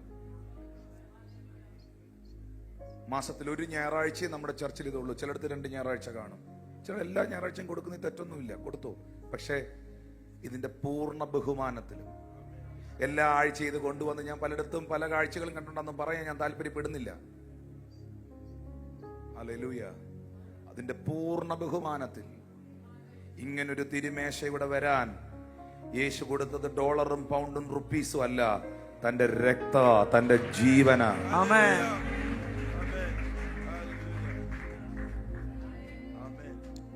എൽഷദായ് സഭയോട്, കൂട്ടായ്മയോട് ഞാൻ പറയുന്നു, തിരുമേശയുടെ ശുശ്രൂഷയെ ഏറ്റവും ഗൗരവമുള്ളതായി കാണണം. ആമേൻ. അതുപോലൊരു മഹത്തരമേറിയ ശുശ്രൂഷ എനിക്ക് മറ്റൊന്നും പുതിയ നിയമത്തിൽ കാണാൻ കഴിയുന്നില്ല. എന്നെ തിന്നുന്നവൻ എന്മൂലം ജീവിക്കും, ഇതെടുക്കുന്നവൻ ഒടുക്കത്തെ നാളിൽ ഉയർക്കുമെന്ന് പറഞ്ഞാൽ ഇതിനപ്പുറത്ത് വേറെ എന്നതാ വേണ്ടതെന്ന് ചോദിച്ചു നോക്കി. ഹല്ലേലൂയ. ഹല്ലേലൂയ. ലാസറിനെ ഉയർപ്പിച്ചത് വലിയ അത്ഭുതമാണോ? ആണ്. എന്നാ ചോദിക്കട്ടെ, ലാസർ പിന്നെ മരിച്ചായിരുന്നോ? മരിച്ചു. തിമായുടെ മകനായ ബർത്തിമായുടെ കണ്ണ് തുറന്നത് വലിയ അത്ഭുതമാണോ? ഉറപ്പായിട്ടുമാണ്. തിമായുടെ മകനായ ബർത്തിമായ എന്നേക്കുമായി ഭൂമി കണ്ണടഞ്ഞോ? അടഞ്ഞു. പക്ഷെ ഇതോ തിന്നുന്നവൻ എൻ മൂലം ജീവിക്കും, ഒടുക്കത്തെ നാളിൽ ഞാൻ അവനെ ഉയർപ്പിക്കും. ആമേൻ. ചേർന്നൊരു ആമീൻ പറഞ്ഞേ. ആമേൻ. നല്ലൊരു ഹല്ലേലൂയ പറഞ്ഞേ. ഹല്ലേലൂയ. ശത്രുക്കൾ കാണുക. ഇന്ന് മക്കളെ എന്നെ തല ഉയർത്തി നോക്കിയേ. രക്ഷിക്കപ്പെട്ട ദൈവകൽപ്പന അനുസരിച്ച് കർത്താവിന്റെ വചനത്തിൽ ജീവിക്കുന്ന നിങ്ങൾ ഇന്ന് ഇതിലേക്ക് കൈ നീട്ടുമ്പോഴുണ്ടല്ലോ, നിന്നെ വിട്ടുപോയ പാരമ്പര്യ ശക്തികൾ, നിനക്ക് വിരോധമായി നിന്ന പൈശാചിക മേഖലകൾ, ഇന്നും നിനക്ക് വിരോധമായി ചെയ്ത ആഭിചാരത്തിന്റെ ക്രിയകൾ, നീ ഇതങ്ങോട്ട് കയ്യിലെടുക്കുമ്പോൾ അതുങ്ങളുടെ എല്ലാം മുട്ടടിക്കുകയാണ്.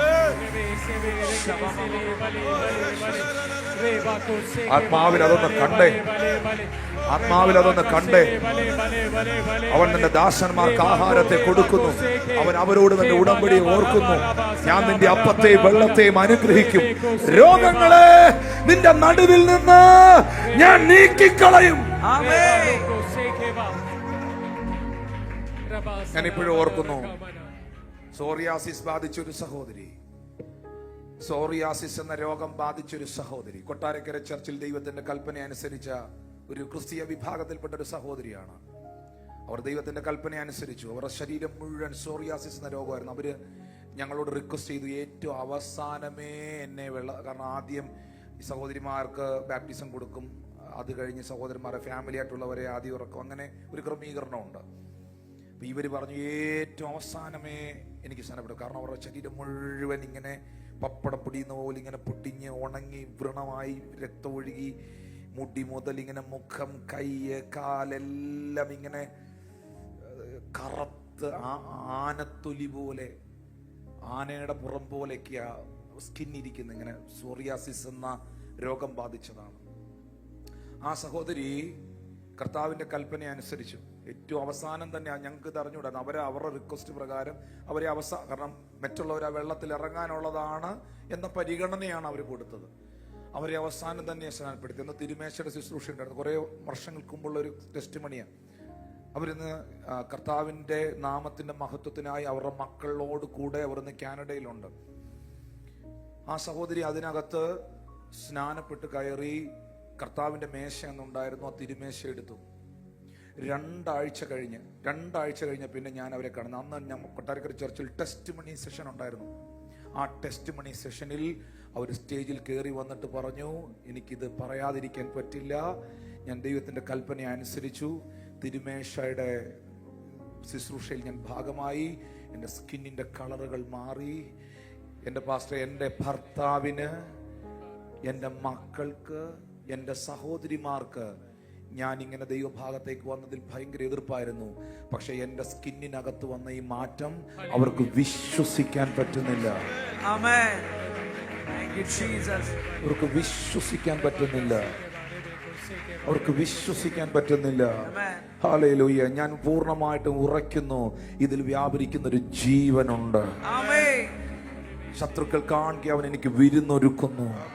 ഇന്ന് പകൽ ഈ ടേബിള് നിനക്ക് ശത്രു കൊണ്ടുവന്ന മുഴുവൻ പദ്ധതികളെ തകർക്കുമെന്ന് വിശ്വസിക്കുന്നവർ ആ കരങ്ങളെ അടിച്ച് കർത്താവിന് നന്ദി പറയാമോ? ശബ്ദം ഉയർത്തി നന്ദി പറയാമോ?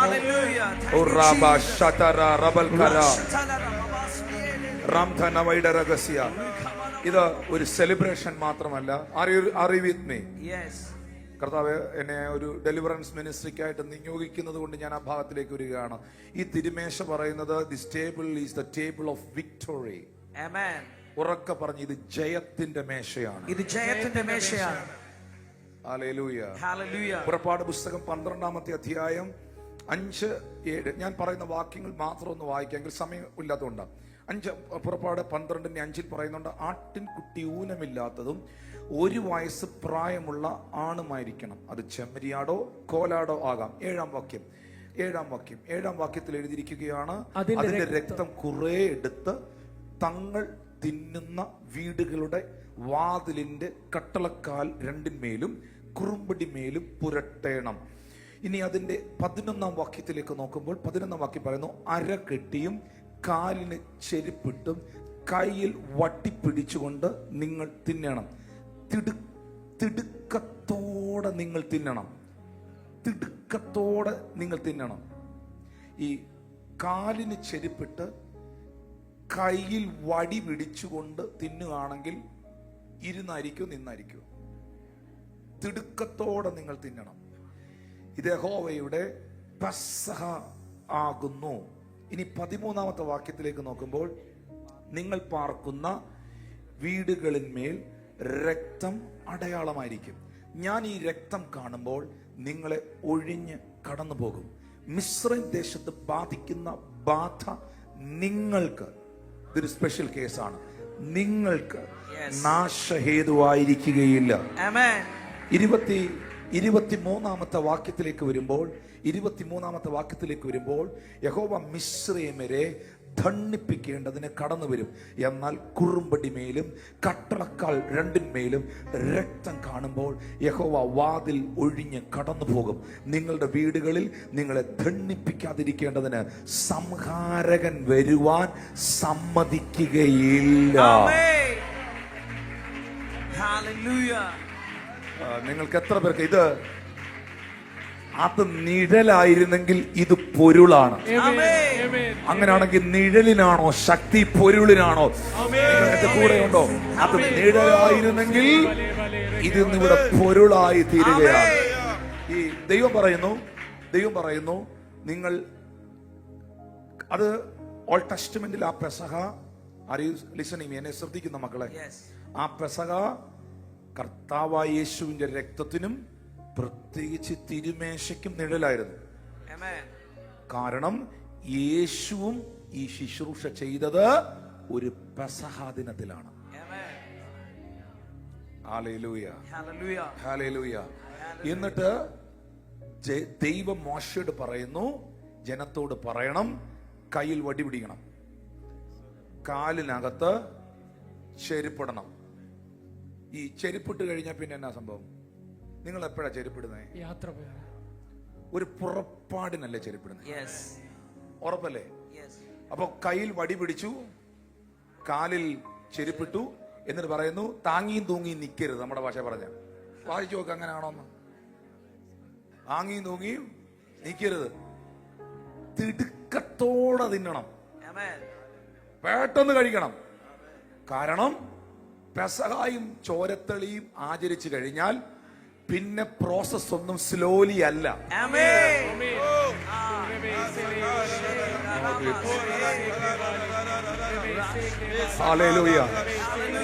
ഇതിനകത്ത് ഇതിനകത്ത് ഞാൻ കാണുന്ന ഒരു കാഴ്ച, Amen. എല്ലാവരും ഇതൊന്ന് ഏറ്റെടുത്താൽ നന്നായിരിക്കും. ലൈവിൽ കാണുന്നവരും ഒന്ന് നിങ്ങൾ അത് ഏറ്റെടുക്കുമ്പോൾ അത് നിങ്ങൾക്ക് ഡെലിവറൻസ് ആകട്ടെ. Yes. നിങ്ങൾ കണ്ടോ, ഈ ചെരിപ്പിട്ടവനേക്കാളും ഇവൻ എത്ര വർഷമായി അടിമത്തത്തിൽ കിടക്കാന്നറിയാവും. ഈ കാലിന് ചെരിപ്പിട്ട ഈ ടീം, ഈ കയ്യിൽ വടി പിടിച്ചുകൊണ്ട് നിൽക്കുന്ന ഈ കൂട്ടം എത്ര വർഷങ്ങളായി അടിമത്തത്തിൽ കിടക്കാന്നറിയോ? അവനെ വിടുവിക്കാൻ അവനേക്കാളും തിടുക്കം അവനെ വിളിച്ച ദൈവത്തിനാണ്. Amen. ഇന്ന് Hallelujah. പകൽ നിന്നെ വിടുവിക്കാൻ നിന്നേക്കാളും ആഗ്രഹിക്കുന്ന ഒരു ദൈവം നിനക്കുണ്ട്. Amen. ഇന്ന് പകൽ നിന്നെ സൗഖ്യമാക്കാൻ, നിനക്ക് വേണ്ടി വഴികളെ തുറക്കുവാൻ Yes. ഭയങ്കര തിടുക്കം കാണിക്കുന്ന ഒരു കർത്താവിനെ ഞാനിതിൽ വായിക്കുകയാണ്. വിശ്വസിക്കുന്നവർ ഒന്ന് കരങ്ങൾ അടിച്ച് ആത്മാവിൽ I സ്വീകരിച്ചു. receive it. ഞാൻ കാണിക്കുന്ന ഉത്സാഹത്തെക്കാളും ഞാൻ കാണിക്കുന്ന ആഗ്രഹത്തെക്കാളും അപ്പുറമായി എന്നെ വിടുവിക്കുവാൻ, എന്നെ രക്ഷിക്കുവാൻ എന്റെ ദൈവം ആഗ്രഹിക്കുന്നു. I receive it. ആരാധിച്ചോ, കർത്താവിനെ സ്തുതിച്ചോ.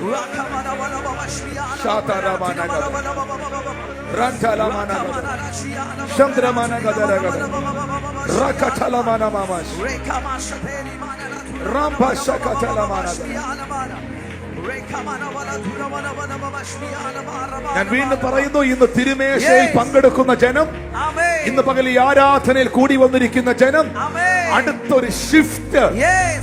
സഭയുടെ മേളിൽ, ഇന്ത്യൻ ചർച്ചകളുടെ മേളിൽ Yes. യേശുവിന്റെ നാമത്തിൽ സംഭവിക്കുവാൻ I പോകുന്നു. receive it. വിശ്വസിക്കുന്നവർ ആത്മാവിലൊന്ന് I ആരാധിക്കാൻ receive തുടങ്ങും. it.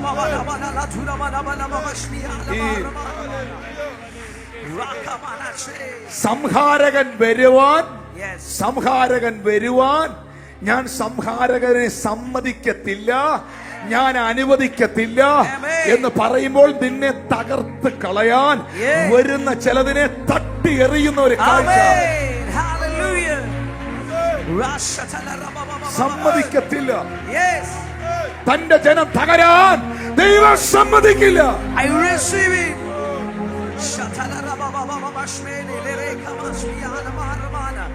ഒരു നിമിഷം ഒന്നിരിക്കോ. നിങ്ങൾ അവിടെ ഒരു വാക്ക് കണ്ടോ?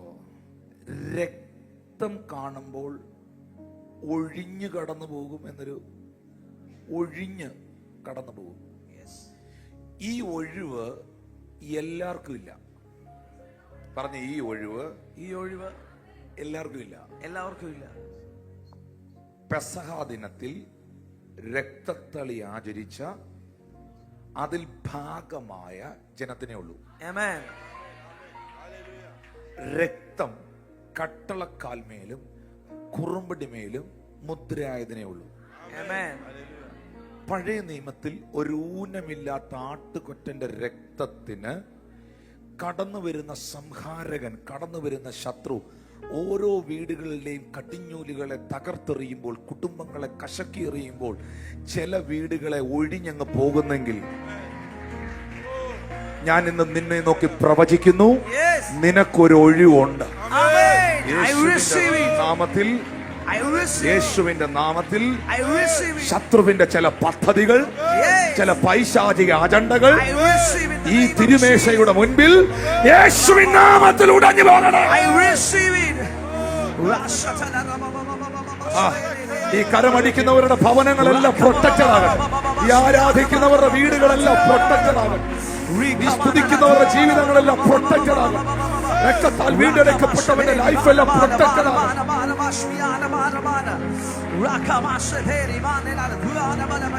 സംഭവിക്കട്ടെ, സംഭവിക്കട്ടെ, സംഭവിക്കട്ടെ.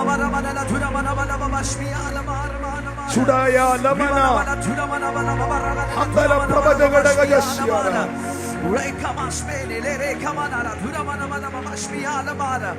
ഈ അടുത്തിരിക്കുന്ന ആൾക്ക് കൈ കൊടുത്ത് പറഞ്ഞേ, നിനക്കൊരൊഴിവുണ്ട്, നിനക്കൊരൊഴിവുണ്ട്. ചിലതിനെയൊക്കെ ശത്രുക്കൾ അടിച്ചു, ചിലതിനെയൊക്കെ ശത്രുക്കൾ തകർത്തു. പലർക്കിട്ടും ആഭിചാരം ചെയ്തതുപോലെ നിനക്കിട്ടും ആഭിചാരം ചെയ്തു. പലതിനെ തകർക്കാൻ ശ്രമിച്ച ശ്രമങ്ങൾ അവർ തകർന്നു. സത്യം, അത് നിനക്കെതിരെ ചെയ്തു. പക്ഷെ നിനക്കൊരൊഴിവുണ്ട്.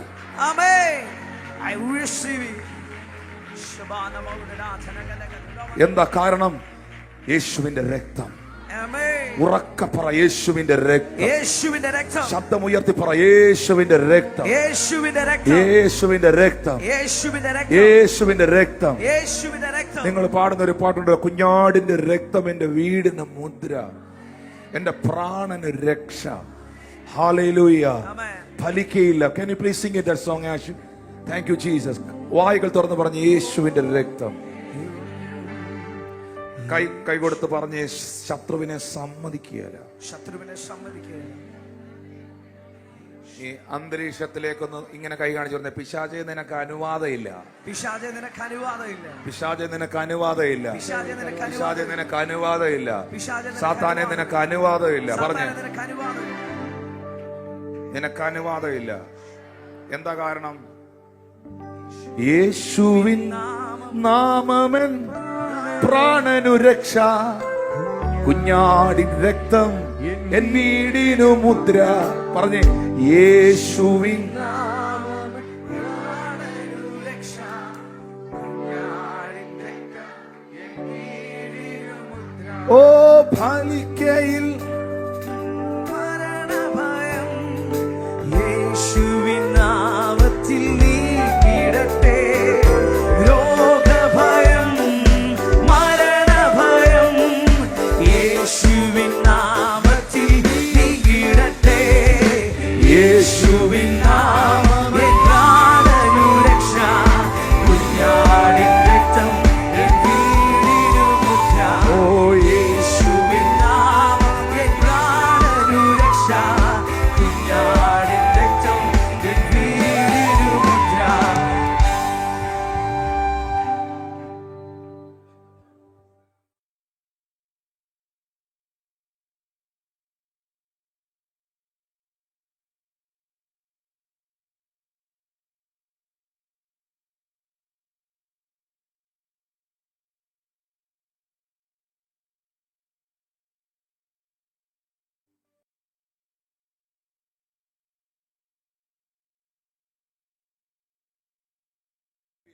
ഒന്ന് കരമടിച്ചു പാടി, യേശുവിൻ നാമമൻ പ്രാണനു രക്ഷ, കുഞ്ഞാടിൻ രക്തം എൻ വീടിനു. യേശുവിൻ നാമം എൻ പ്രാണനു രക്ഷ, കുഞ്ഞാടിൻ രക്തം എൻ വീടിനു മുദ്ര. മറഞ്ഞു വരും മഹാമാരികളെ ഭയപ്പെടില്ല, നാം ഭയപ്പെടില്ല. മറഞ്ഞു വരും മഹാമാരികളെ ഭയപ്പെടില്ല, നാം ഭയപ്പെടില്ല. യേശുവിൻ നാമം എൻ പ്രാണനു രക്ഷ, കുഞ്ഞാടിൻ രക്തം എൻ വീടിനു. യേശുവിൻ നാമം എൻ പ്രാണനു രക്ഷ, കുഞ്ഞാടിൻ രക്തം എൻ വീടിനു മുദ്ര. അനർത്ഥമൊന്നും ഭവിക്കയില്ല, ബാധയൊന്നും വീടിനടുക്കയില്ല. അനർത്ഥമൊന്നും ഭവിക്കയില്ല, ബാധയൊന്നും വീടിനടുക്കയില്ല. അനർത്ഥമൊന്നും ഭവിക്കയില്ല, ബാധയൊന്നും വീടിനടുക്കയില്ല. ഓ യേശുവിൻ നാമം എൻ പ്രാണനു രക്ഷ, കുഞ്ഞാടിൻ രക്തം എൻ വീടിനു മുദ്ര. യേശുവിൻ നാമം എൻ പ്രാണനു രക്ഷ, കുഞ്ഞാടിൻ രക്തം എൻ വീടിനു മുദ്ര. രോഗഭയം മരണഭയം യേശുവിൻ നാമത്തിൽ നീങ്ങിടട്ടെ. രോഗഭയം മരണഭയം സംഭവിക്കണേ. യേശുവിൻ നാമത്തിൽ നീങ്ങിടട്ടെ. രോഗഭയം മരണഭയം യേശുവിൻ നാമത്തിൽ നീങ്ങിടട്ടെ. രോഗഭയം മരണഭയം യേശുവിൻ നാമത്തിൽ നീങ്ങിടട്ടെ. യേശുവിൻ നാമം എൻ പ്രാണനു രക്ഷ, കുഞ്ഞാടിൻ രക്തം എൻ വീടിനു മുദ്ര. യേശുവിൻ നാമം എൻ പ്രാണനു രക്ഷ, കുഞ്ഞാടിൻ രക്തം എൻ വീടിനു മുദ്ര. എൻ സങ്കടങ്ങൾ സകലവും തീർന്നു പോയി, സംഹാരദൂതൻ എന്നെ കടന്നുപോയി. സംഹാരദൂതൻ എന്നെ കടന്നുപോയി. കുഞ്ഞാടിന്റെ വിലയേറിയ ദിനത്തിൽ, കുഞ്ഞാടിന്റെ വിലയേറിയ ദിനത്തിൽ പറഞ്ഞു ഞാൻ രക്ഷിക്കപ്പെട്ട ക്ഷണത്തിൽ, പറഞ്ഞു ഞാൻ രക്ഷിക്കപ്പെട്ട ആനന്ദമേ, ആനന്ദമേ പരമാനന്ദമേ. ഓ ആനന്ദമേ പരമാനന്ദമേ, കനാൻ ജീവിതം എനിക്കാനന്ദമേ.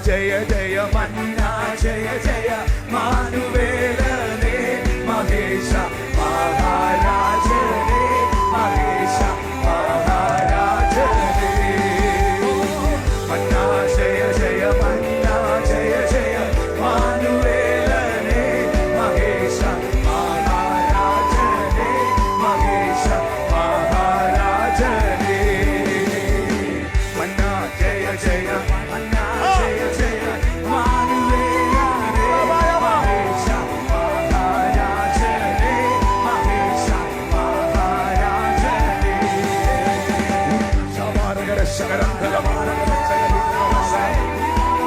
ആത്മാവിലാരാധിച്ചേ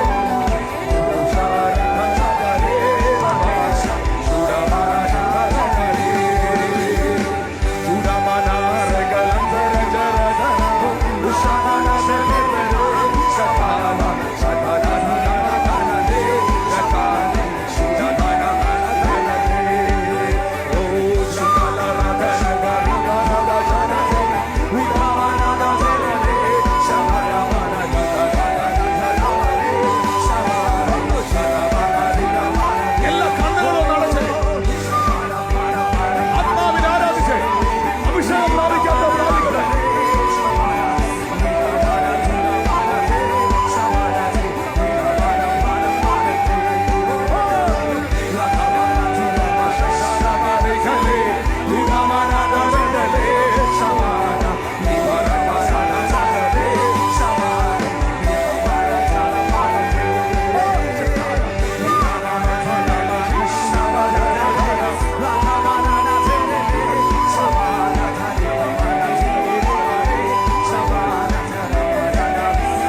ആത്മാവിൽ പാടിയേ യേശു നീ വന്നിടും എന്റെ മണവാള നിന്നെ കണ്ടു ഞാൻ രാജി ആശ തീരുവാൻ ആശ തീരുവാൻ പൊന്നു മണവാള നന്ദനാം രാജൻ എന്നെയും ചേർത്തിടുവാൻ എൻ ഭാഗ്യം ആനന്ദമല്ലൽപ്പം എൻ ഭാഗ്യം ആനന്ദമല്ലൽപ്പം എന്നു നീ വന്നിടും എന്റെ മണാള നിന്നെ കണ്ടു ഞാൻ എന്റെ ആശ തീർക്കുവാൻ ഞാൻ എന്റെ ആശ തീർക്കുവാൻ പൊന്നു മണവാള നന്ദനാം രാജൻ എന്നെയും ചേർത്തിടുമ്പോൾ എൻ ഭാഗ്യം ആനന്ദമല്ലൽപ്പം എൻ ഭാഗ്യം ആനന്ദം കരങ്ങളടിച്ച് മന്നാ ജയ ജയ മന്നാ ജയ ജയ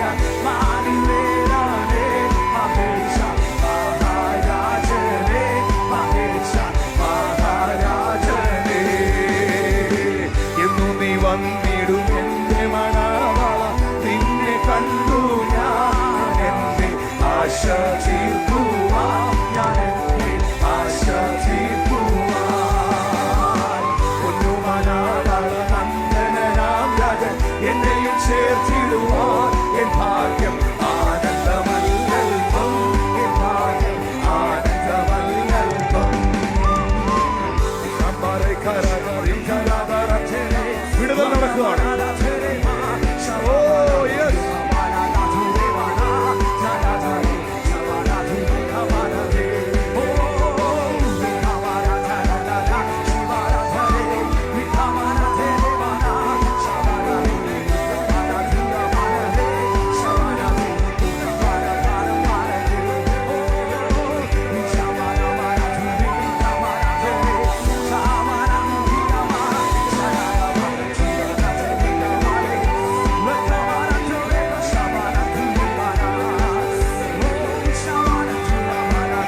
ആരാധിച്ചോ ആരാധിക്കുന്നവരുടെ മേളിൽ ഒരു ആത്മശക്തി എന്ന് മകൻ വരുന്നു നിന്റെ ശരീരത്തിൽ നീ കൊണ്ടു നടക്കുന്ന രോഗങ്ങൾ ഈശോ സൗഖ്യമാക്കുകയാണ് ഇവിടെ വ്യാപരിക്കുന്ന ദൈവശക്തി നിന്റെ ഭവനങ്ങളെ തൊടുകയാണ്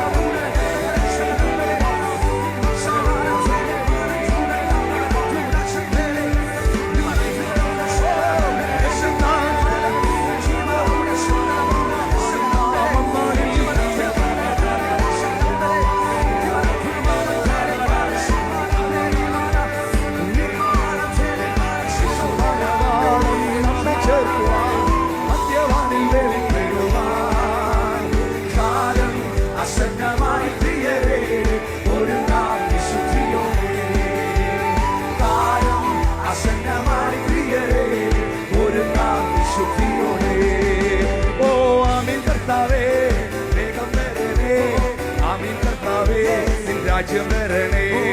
ആമേൻ കർത്താവേ വേഗം വരണേ. ആമേൻ കർത്താവേ നിൻ രാജ്യം വരണേ. ആമേൻ കർത്താവേ വേഗം വരണേ.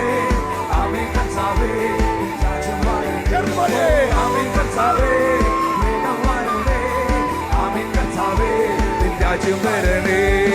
മന്നാ ജയ ജയ മന്നാ ജയ ജയ മാനുവേലനേ മഹേശ മഹാരാജനേ മഹേശ മഹാരാജനേ.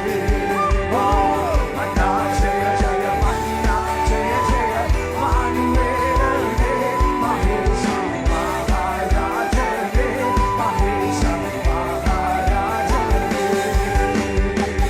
ഹല്ലേലൂയ. ഹല്ലേലൂയ. രക്തത്തളിയും പെസഹായും ആമേൻ. ആചരിച്ച കൂട്ടത്തിൽ അലക്സ് ബ്രദറെ മീഖളില്ലായിരുന്നു, പക്ഷെ മിരിയാം ഉണ്ടായിരുന്നു. ആമേൻ. എന്തുകൊണ്ടാ മിരിയാം തപ്പെടുത്ത് ആർത്തെ? എന്തുകൊണ്ടാ മിരിയാം തപ്പെടുത്ത് ആർത്തെ? എന്തുകൊണ്ടാ ചിലതിനെ തപ്പ് പോയിട്ട് കൈ പോലും അടിക്കാൻ പറ്റാത്ത? ഹല്ലേലൂയ. കർത്താവിന്റെ രക്തത്താൽ വീണ്ടെടുക്കപ്പെട്ടവൾ, കുഞ്ഞാടിന്റെ രക്തത്താൽ വിമോചനം പ്രാപിച്ച് ആമേൻ. ഫറവോന്യ അടിമത്തത്തെ പൊട്ടിച്ചവർ അതിനകത്തുനിന്ന് പുറത്തു വന്ന് ദൈവം ചെയ്യുന്ന അത്ഭുതത്തെ കണ്ടവൾ. ആ മിര്യത്തിന് വെറുതെ നിൽക്കാൻ പറ്റുകയില്ല. Yes, yes. Amen. Amen. Hallelujah. Hallelujah.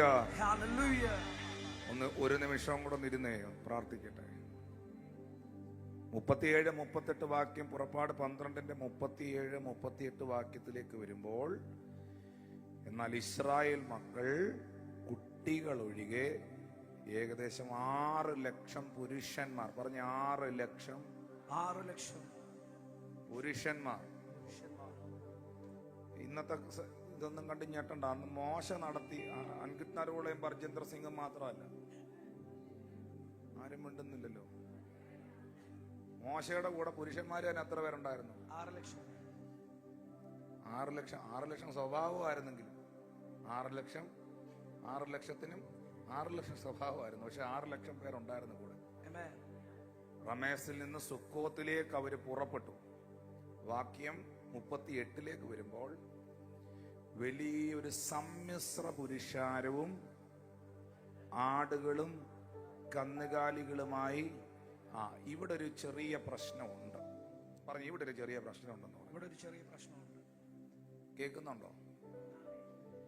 ഈ രക്തത്തളിയും ശുദ്ധീകരണവും ആചരിച്ച് വീണ്ടെടുക്കപ്പെട്ട ദൈവമക്കളെല്ലാം കൂടെ ഇങ്ങനെ ഒന്നിച്ച് നിന്ന ആ കൂട്ടത്തിനകത്തോട്ട് ഈ ഒരു മിക്സഡ് ക്രൗഡ് കയറി. കേൾക്കുന്നോ? വലിയ സമ്മിശ്ര പുരുഷാരവും ആടുകളും കന്നുകാലികളും അനവധി മൃഗങ്ങളും അവരോട് കൂടിഞ്ഞ് പോരുന്നു. ഇതിനകത്ത് ആത്മാവിൽ കൈയടിച്ചവനുണ്ട്, ആത്മാവിൽ അല്ലാതെ കൈ കൊട്ടാൻ പറഞ്ഞതിന്റെ പേര് കൈ കൊട്ടിയവരുണ്ട്, ക്യാമറ അതുവഴി പോയപ്പോൾ ഞാൻ കാണുമെന്ന് കരുതി കൈയടിച്ചവരുണ്ട്. അങ്ങനെ പല രീതിയിൽ കൈയടിച്ചവർ, പല ആളുകൾ ഇതിനകത്തുണ്ട്. സമ്മിശ്രമാണ്. പക്ഷെ ഞാൻ ഇങ്ങനെ പറയുന്നു, യഥാർത്ഥമായി രക്ഷിക്കപ്പെട്ടവരെല്ലാം ഒന്ന് കൈകൾ ഉയർത്തി. ആ കൈ ഉയർത്തി പിടിച്ചിരിക്കാൻ പ്രതാപാസ് ഒരു വാക്യം വായിക്കും നിങ്ങൾക്ക് വേണ്ടി. കൊലോസ്യർ 2:14-15 വാക്യം ഒരു മെസ്സേജ് ആയിട്ട് എടുത്തോ. അതിക്രമങ്ങളൊക്കെയും നമ്മോട് ക്ഷമിച്ച ചട്ടങ്ങളാൽ നമുക്ക് വിരോധവും പ്രതികൂലവുമായിരുന്ന കൈയെഴുത്ത് മായിച്ച് ക്രൂശിൽ തറച്ച് നടുവിൽ നിന്നും നീക്കിക്കളഞ്ഞു. വാഴ്ചകളെയും അധികാരങ്ങളെയും ആയുധവർഗം വെപ്പിച്ച് ക്രൂശിൽ അവരുടെ മേൽ ജയോത്സവം കൊണ്ടാടി അവരെ പരസ്യമായ കാഴ്ചയാക്കി. ഞാൻ ഇന്ന് പത്തനംതിട്ട സഭയോട് പറയുന്നു, ജയിച്ചവൻ നിങ്ങളെ ജയിപ്പിച്ചിരിക്കുക. ജയിച്ചവൻ സകല വാഴ്ചകളെയും അധികാരങ്ങളെയും ആയുധവർഗം വെപ്പിച്ച് അതിന്റെ മേൽ ജയോത്സവം കൊണ്ടാടിയവൻ. ചേർന്നൊരാമീൻ പറഞ്ഞേ. Amen. ഒന്നാമതായി ദിസ് ഈസ് എ സെലിബ്രേഷൻ. രണ്ട്, ജീസസ് എസ്റ്റാബ്ലിഷ്ഡ് ദിസ് മിനിസ്ട്രി. ഞാൻ മൂന്നാമത് പറയുന്നത് this A table of victory. ഈ ഒന്ന് രണ്ട് കാര്യം കൂടെ പറഞ്ഞ് നിർത്തിക്കോളാം പാസ്റ്റർ, പ്രാർത്ഥിക്കാൻ പോകും. ഇതിനെ കർത്താവിന്റെ മേശ എന്ന് 1 കൊരിന്ത്യർ 10:21 എഴുതിയിട്ടുണ്ട്. ബൈബിളില് പുറപ്പാട് പുസ്തകത്തിൽ കാഴ്ചയപ്പത്തിന്റെ മേശയെക്കുറിച്ച് പറയുന്നുണ്ട്. കാഴ്ചയപ്പത്തിന്റെ മേശ അത് പുറപ്പാട് പുസ്തകം 40-ാം അധ്യായം 4-ാം വാക്യത്തിലാണ് കാഴ്ചയപ്പത്തിന്റെ മേശയെക്കുറിച്ച് എഴുതിയിരിക്കുന്നത്. അത് ഇച്ചിരി ഡീപ്പായിട്ട് പ്രസംഗിക്കേണ്ട ഒരു സാധനമാണ്. മേശ കൊണ്ടുവന്ന് അതിന്റെ സാധനങ്ങൾ ക്രമത്തിൽ വെക്കണം. ഇനി ഒരു ദിവസം ഞാൻ ലീഡർഷിപ്പ് മീറ്റിംഗ് എടുക്കുമ്പോൾ ഇത് പഠിപ്പിക്കാം അതെന്നാന്നുള്ളത്. നിലവിളക്ക് കൊണ്ടുവന്ന് അതിന്റെ ദീപം തെളിയിക്കണം. അടുത്ത വാക്യത്തിൽ എഴുതിയുണ്ട്, ധൂപത്തിനുള്ള പൊൻപീഠം സാക്ഷ്യപ്പെട്ടകത്തിന് മുമ്പിൽ വെച്ച് തിരുനിവാസവാതിലിന്റെ മറശ്ശില തുറക്കണം. അപ്പം ഈ നമ്മുടെ മലയാളത്തിൽ ഒരു ചൊല്ലുണ്ടല്ലോ, കൊട ഇരിക്കേണ്ട അടുത്ത് അവിടെ ബാക്കി നിങ്ങളാ പറഞ്ഞ ഞാനല്ല, അപ്പൊ നിങ്ങൾക്ക് അറിയാം. അപ്പൊ ആ ഇടപാടല്ല ഇവിടെ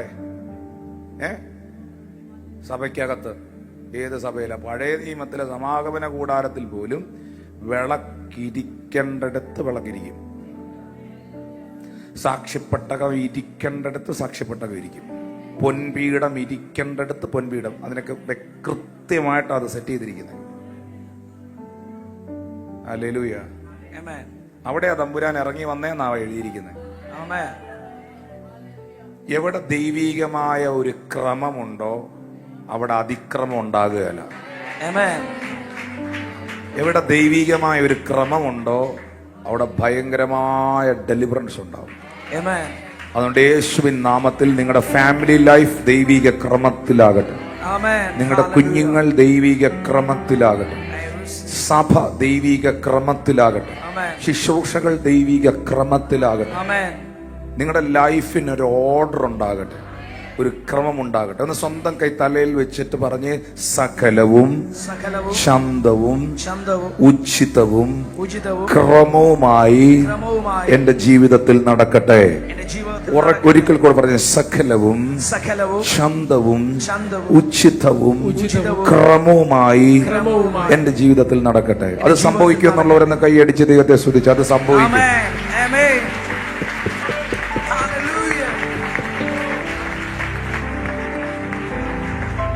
അത് സകലതും കർത്താവ് ക്രമത്തിൽ. അപ്പോ this is a table of celebration. The Lord Jesus established this table. This is a table of victory. The table of showbread. നമ്മള് സങ്കീർത്തനം 23:5 വായിച്ചല്ലോ, ശത്രുക്കൾ കാണുക. ഈ ഡിഫറെന്റ് കൈൻഡ്സ് ഓഫ് ടേബിൾ എനിക്ക് ബൈബിളിൽ കാണാം. മരുഭൂമിയിൽ പറഞ്ഞ മരുഭൂമിയിലെ മേശ, ടേബിൾ ഇൻ ദ വിൽഡർനെസ്. മരുഭൂമിയിലെ ഒന്ന് വായിച്ചു നോക്കി അങ്ങനെ ഒരു സാധനം ഉണ്ടോന്ന്. സങ്കീർത്തനം 78:19 വാക്യം. സങ്കീർത്തനം 78:19 വാക്യം. അവർ ദൈവത്തിന് വിരോധമായി സംസാരിച്ചു, മരുഭൂമിയിൽ മേശ ഒരുക്കാൻ ദൈവത്തിന് കഴിയും. Table in the wilderness. മരുഭൂമിയിൽ മേശ ഒരുക്കാൻ ദൈവത്തിന് കഴിയുമോ? ചോദ്യചിഹ്നമാണ്. 20ാമത്തെ വാക്യം നോക്കിയേ. 20ാമത്തെ വാക്യം നോക്കിയേ. അവൻ പാറയെ അടിച്ചു, വെള്ളം പുറപ്പെട്ടു, തോടുകൾ കവിഞ്ഞൊഴുകി. സത്യം. എന്നാൽ അപ്പം കൂടെ തരുവാൻ അവന് കഴിയുമോ? തന്റെ ജനത്തിന് അവൻ മാംസം വരുത്തി കൊടുക്കുമോ എന്ന് പറഞ്ഞു. ഇത് അവരുടെ സ്വഭാവമായിരുന്നു. അവരുടെ മാത്രം സ്വഭാവമാണോ എന്ന് നമ്മളും കൂടെ ഒന്ന് പരിശോധിക്കുന്ന നല്ലതാണ്. Hallelujah, price the Lord. അത് കിട്ടുമ്പം ഇത് കിട്ടിയില്ലെന്ന് പറയും. നല്ല മീറ്റിംഗ് ആയിരുന്നു, ആരാധന ഇന്ന് നല്ലതായിരുന്നു, വചന ശുശ്രൂഷ ഒത്തില്ല. Praise the Lord. എന്തെങ്കിലുമൊക്കെ നമ്മൾ എന്ത് ചെയ്യും? പറഞ്ഞുകൊണ്ടേയിരിക്കും. ആദ്യം ഒരു നന്മയില്ലായിരുന്നു, പല നന്മകളും കർത്താവ് തന്നെങ്കിലും മനുഷ്യരാരും പലരും പലതിലും തൃപ്തരല്ല.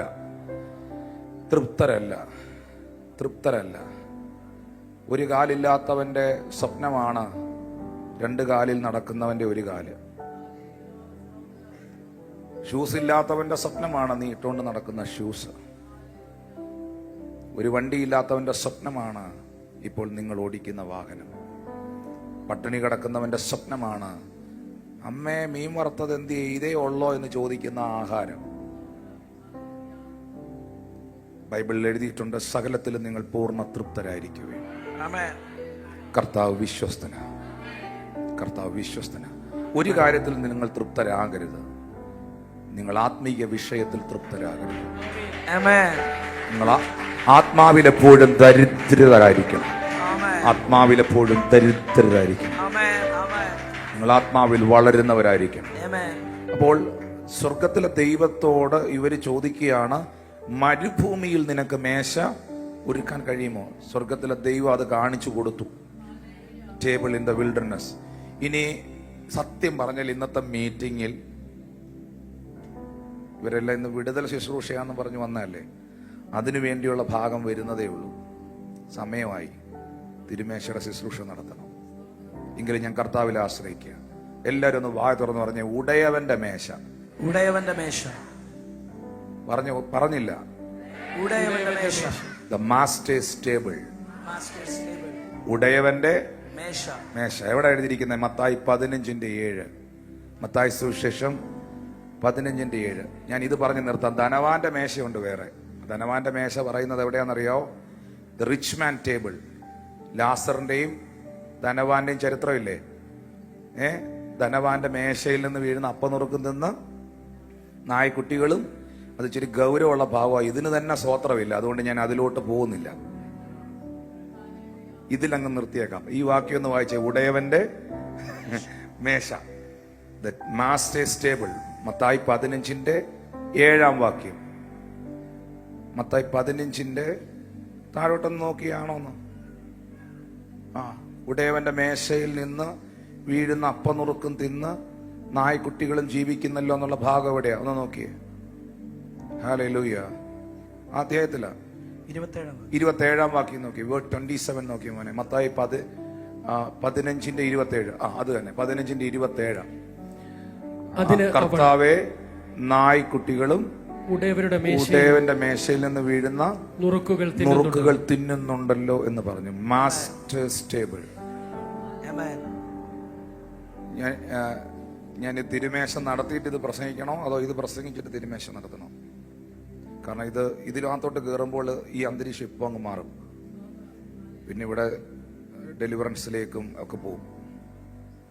അപ്പൊ അതെങ്ങനെയാന്നുള്ള കാരണം സകലതും ഇന്ന് പകൽ എന്നിലേക്ക് വന്ന് വീഴേണ്ടത് ഉടയവന്റെ മേശയിൽ നിന്നാണ്. ഞാനതാ പറഞ്ഞു. അത് സൗഖ്യമാകാം, അതൊരു പ്രവചനമാകാം, അതൊരു വിടുതലാകാം, അതൊരു പുതിയ അഭിഷേകമാകാം, അതൊരു പുതിയ ശുശ്രൂഷയാകാം. ഇതെല്ലാം ഇന്ന് നിന്റെ മേളിൽ വന്ന് വീഴേണ്ടത് ഉടയവന്റെ മേശയിൽ നിന്നാണ്.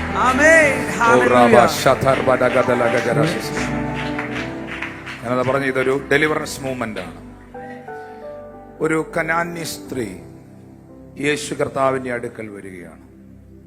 ഈ കനാന്യർ എന്ന് പറയുന്നത് യഹൂദന്മാരോടുള്ള ബന്ധത്തിൽ അവഗണിക്കപ്പെട്ട ഒരു ചെറിയ കൂട്ടരാണ്. ശമരിയർ, കനാന്യർ, ഇങ്ങനെയുള്ളവർ. ഈ കനാന്യ സ്ത്രീ വന്ന ആദ്യം ശിഷ്യന്മാരോടാണ് പറയുന്നത്. ഹല്ലേലൂയ. കർത്താവിനോട് നിലവിളിച്ച്, ദാവീദ് പുത്ര, എന്നോട് കരുണ തോന്നണമേ, എന്റെ മക്കൾക്ക് ഭൂതബുദ്ധിരവം കഠിനമായിരിക്കുന്നു എന്ന് പറഞ്ഞു. അവൻ അവളോട് ഒരു വാക്കും ഉത്തരം പറഞ്ഞില്ല. ഹല്ലേലൂയ. അവന്റെ ശിഷ്യൻ അടുക്കൽ വന്നു. അവൾ നമ്മുടെ പിന്നാലെ നിലയും വിളിച്ചുകൊണ്ട് വരുന്നു, അവളെ ഒന്ന് പറഞ്ഞയക്കണേന്ന് പറഞ്ഞു. ഹല്ലേലൂയ. സത്യം പറഞ്ഞാൽ ഇപ്പൊ പ്രതാപ് പാസ്റ്റർ വന്നിട്ട് എൻ്റെ അടുത്ത് പറയുകയാണ്, ടിനു പാസ്റ്ററെ, ഒരാൾക്ക് വേണ്ടി ആ പുള്ളിക്കാരി കുറേ നേരം കൊണ്ട് അവിടെ പ്രാർത്ഥിക്കാനിരിക്കുകയാണ്, ആ പുള്ളിക്കാരിക്കൂടെ വേണ്ടി ഒന്ന് പ്രാർത്ഥിക്കണേ, കുറേ സമയമായിട്ട് അവിടെ നിൽക്കുന്നു എന്ന് പറയുന്നത് പോലെ അവരുടെ ലീഡറിനോട്, അവരുടെ ശുശ്രൂഷകനോട്, പ്രത്യേകിച്ച് ശിഷ്യന്മാർ യേശുവിനോട്, യേശു ദൈവമാണ്, കർത്താവാണ്, നമ്മെ പോലെ ദൈവമാണ് അവൻ. ദൈവത്തോട് ശിഷ്യന്മാർ വന്ന് പറയുകയാണ് യേശുവിനോട്, കുറേ സമയമായി ഇവൾ നമ്മുടെ പിന്നാലെ വരുന്നു. അപ്പൊ ആദ്യം ഇവൾ വന്നപ്പം ഇവൾ എൻകറേജ്ഡ് ആയോ? മോനെ ആ വാക്യം മാറ്റല്ലേ മക്കളെ, 23 വാക്യം തോന്നുന്നു. അവൻ അവളോട് ഒരു വാക്കും ഉത്തരം പറഞ്ഞില്ല. ഞാൻ അത് പറഞ്ഞപ്പോ തന്നെ തല താഴ്ത്തി ഒന്ന് ഉയർത്തി പിടിച്ചേ. അവൻ അവളോട് ഒരു വാക്കും എന്ന് പറഞ്ഞാൽ അവൾ പ്രാർത്ഥിച്ചതിന് അവൻ മറുപടി കൊടുത്തില്ല. Amen. സന്തോഷമാണോ? ആണോ?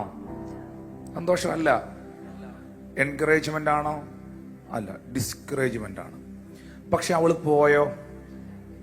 അവൾ ഒരിക്കലും പോയില്ല. അവൾ എന്ത് ചെയ്തു? അവൾ വീണ്ടും ശിഷ്യന്മാരുടെ പുറകിൽ ചെന്നിട്ട് പറഞ്ഞു, അവനോടൊന്ന് സംസാരിക്കണം, അവനോടിത് പറയണം. ശിഷ്യന്മാരുടെ അടുക്കൽ ചെന്നിട്ട് പറഞ്ഞു, കർത്താവേ, കുറെ നേരം കൊണ്ട് അവൾ നിലവിളിച്ച് നമ്മുടെ പുറകെ വരികയാണ്. 24-ാമത്തെ വാക്യത്തിലേക്ക് വരുമ്പോൾ യേശു പറയുന്നു, ഇസ്രായേൽ ഗ്രഹത്തിലെ കാണാതെ പോയ ആടുകളുടെ അടുക്കിലേക്കല്ലാതെ എന്നെ അയച്ചിട്ടില്ലെന്ന് ഉത്തരം പറഞ്ഞു. അയ്യോ, ആദ്യം മൈൻഡ് ചെയ്തില്ലെന്നേ ഉള്ളായിരുന്നു. ഇത് അതിനേക്കാൾ ഇൻസൾട്ടിങ് വേർഡായിപ്പോയി അല്ലേ? ഇങ്ങനെയുള്ളവർക്ക് വേണ്ടി പ്രാർത്ഥിക്കുന്നതല്ല എന്റെ പണി എന്ന ആ വാക്കിന്റെ അർത്ഥം. മനസ്സിലായല്ലേ? അവൾ ആരാണ്? അവള് കനാന്യ സ്ത്രീയാണ്. 25-ാമത്തെ വാക്യത്തിലേക്ക് വരുമ്പോൾ, എന്നാൽ അവൾ വന്നു. ഇതാണ് നിങ്ങൾക്കുണ്ടാകേണ്ട മനോഭാവം. ആത്മീയ ജീവിതത്തിൽ, ക്രിസ്തീയ ജീവിതത്തിൽ ഡിസ്കറേജ് ചെയ്യപ്പെടുന്ന സാഹചര്യങ്ങൾ ഉണ്ടാകാം. നിങ്ങൾ ചോദിച്ചതിന്, നിങ്ങൾ പ്രാർത്ഥിച്ചതിന് പലതിനും നിങ്ങൾക്ക് ചോദിച്ചപ്പോൾ തന്നെ ഉത്തരം കിട്ടിയില്ല എന്ന് വന്നേക്കാം. നിങ്ങളുടെ വീട്ടിലൊരു പൂച്ചക്കുട്ടിയോ നായയോ വളർത്തുന്നുണ്ടെങ്കിൽ, വളർത്തിട്ട് വീട്ടിൽ പൂച്ചകളെ ആരൊക്കെയുണ്ട്? എനിക്ക് വലിയ ഇഷ്ടമില്ലാത്ത സാധനമാണ് അത്. നായക്കുട്ടികളെ ഇഷ്ടം. വീട്ടിലൊരു പൂച്ചയോ നായയോ വളർത്തുന്നുണ്ടെങ്കിൽ നിങ്ങളുടെ വീട്ടിന്റെ ഡൈനിങ് ടേബിളിന്റെ മുകളിലേക്ക് ഈ ഭക്ഷണം കൊണ്ടുവയ്ക്കുന്ന സമയത്ത് ഭക്ഷണത്തിന്റെ കൂടി പൂച്ചയോ നായ്ക്കുട്ടിയോ വരും. അടുക്കളയിൽ നിന്ന് ഈ സാധനം എടുത്തുകൊണ്ട് പോകുമ്പോഴേ, മീൻ വെട്ടുമ്പോഴേ ഇവൻ കരയും ഇല്ലേ? ഈ പൂച്ചയ്ക്ക് പോയിട്ട് ആർക്കെങ്കിലും എന്തെങ്കിലും കൊടുത്തിട്ടുണ്ടോ? പൂച്ചയ്ക്ക് കൊടുത്തത് പോട്ടെ, അതവിടെ നിൽക്കട്ടെ. പൂച്ച എന്നാ ചെയ്യും? പൂച്ച കരയും. അപ്പം വീട്ടിൽ ഈ ഭക്ഷണം എടുത്തുകൊണ്ട് പോകുമ്പം ഈ പൂച്ചയും ഫുഡിന്റെ മണം അടിച്ച് കരഞ്ഞുകൊണ്ട് കൂടെ വരും. കൂടെ വരുമ്പം അങ്ങോട്ട് മാറി പൂച്ചേ, പെട്ടെന്നാ നമ്മുടെ കാല് പോകുന്നത്. ഇത് പറഞ്ഞപ്പോ തന്നെ അവര് ചിലരും അവിടെ കാണിച്ചങ്ങനെ, കാരണം അവരത് ചെയ്തിട്ടുണ്ട്. അല്ലെങ്കിൽ അതിനെ എന്ത് ചെയ്യും? അതിനെ ആട്ടി പറഞ്ഞു വിടും. ഇതുപോലെ ആദ്യം ഇവള് വന്നു, കർത്താവ് എന്ത് ചെയ്തില്ല. അപ്പം ഈ ഒരു സാഹചര്യത്തെ ഉപമിച്ചുകൊണ്ടാണ് അവൾ യേശുവിനോട് പറഞ്ഞത്, മേശയിൽ നിന്ന് വീഴുന്ന അപ്പവും തിന്ന് നായ്ക്കുട്ടികളും ജീവിക്കുന്നല്ലോ. ഈ ആട്ടി ഓടിച്ച പൂച്ചയെ, ആട്ടി ഓടിച്ച നായ്ക്കുട്ടി ഈ ഫുഡ് കഴിക്കാൻ ഇരിക്കുന്ന സമയത്ത് നിങ്ങൾ പോലും അറിയത്തില്ല ഇവൻ ഡൈനിങ് ടേബിളിന്റെ കീഴിൽ കാണും. അടുക്കള വാതിലൂടെ ഇറങ്ങി ഓടിയ സാധനം ഫ്രണ്ടിലെ വാതിലൂടെ കയറി പിന്നെയും കൃത്യമായിട്ട് ഈ മേശയുടെ അടുത്ത് തന്നെ വരും. ഉറപ്പായിട്ടും വരും. വന്നിട്ട് എല്ലായിടം പോയി ഇരിക്കുകയില്ല. അവൻ എന്നും ഭക്ഷണം കൊടുക്കുന്ന, അവനോട് സ്നേഹമുള്ള, അവനെ എന്തെങ്കിലും കൊടുക്കുമെന്ന് ഉറപ്പുള്ള ആ കസേരയുടെ ചുവട്ടിൽ, ആ കാലിന്റെ കീഴിൽ അവൻ കാണും. വന്നിട്ടുണ്ടേ എന്നിടയ്ക്കൊന്ന് അറിയിക്കുകയും ചെയ്യും. ഒന്നെങ്കിൽ നിന്നെ മാന്തും, ഇല്ലെങ്കിൽ തൊടും, ഇല്ലെങ്കിൽ കാലയിൽ ഉരുമ്മും. അപ്പോൾ ഇങ്ങനെ താഴോട്ട് നോക്കുമ്പോൾ ഇവ വന്നിട്ടുണ്ട്. ആട്ടി ഓടിച്ചിട്ട് എന്ത് ചെയ്തില്ല? പോയില്ല. 2 തവണ ആട്ടി ഓടിക്കുന്നതിന് തുല്യമായിട്ടാ ചെയ്തേ, പോയില്ല. വീണ്ടും വന്നു. ഞാൻ ഇങ്ങനെ പറയാൻ ആഗ്രഹിക്കുന്നു, വിടാതെ പിടിച്ചാൽ,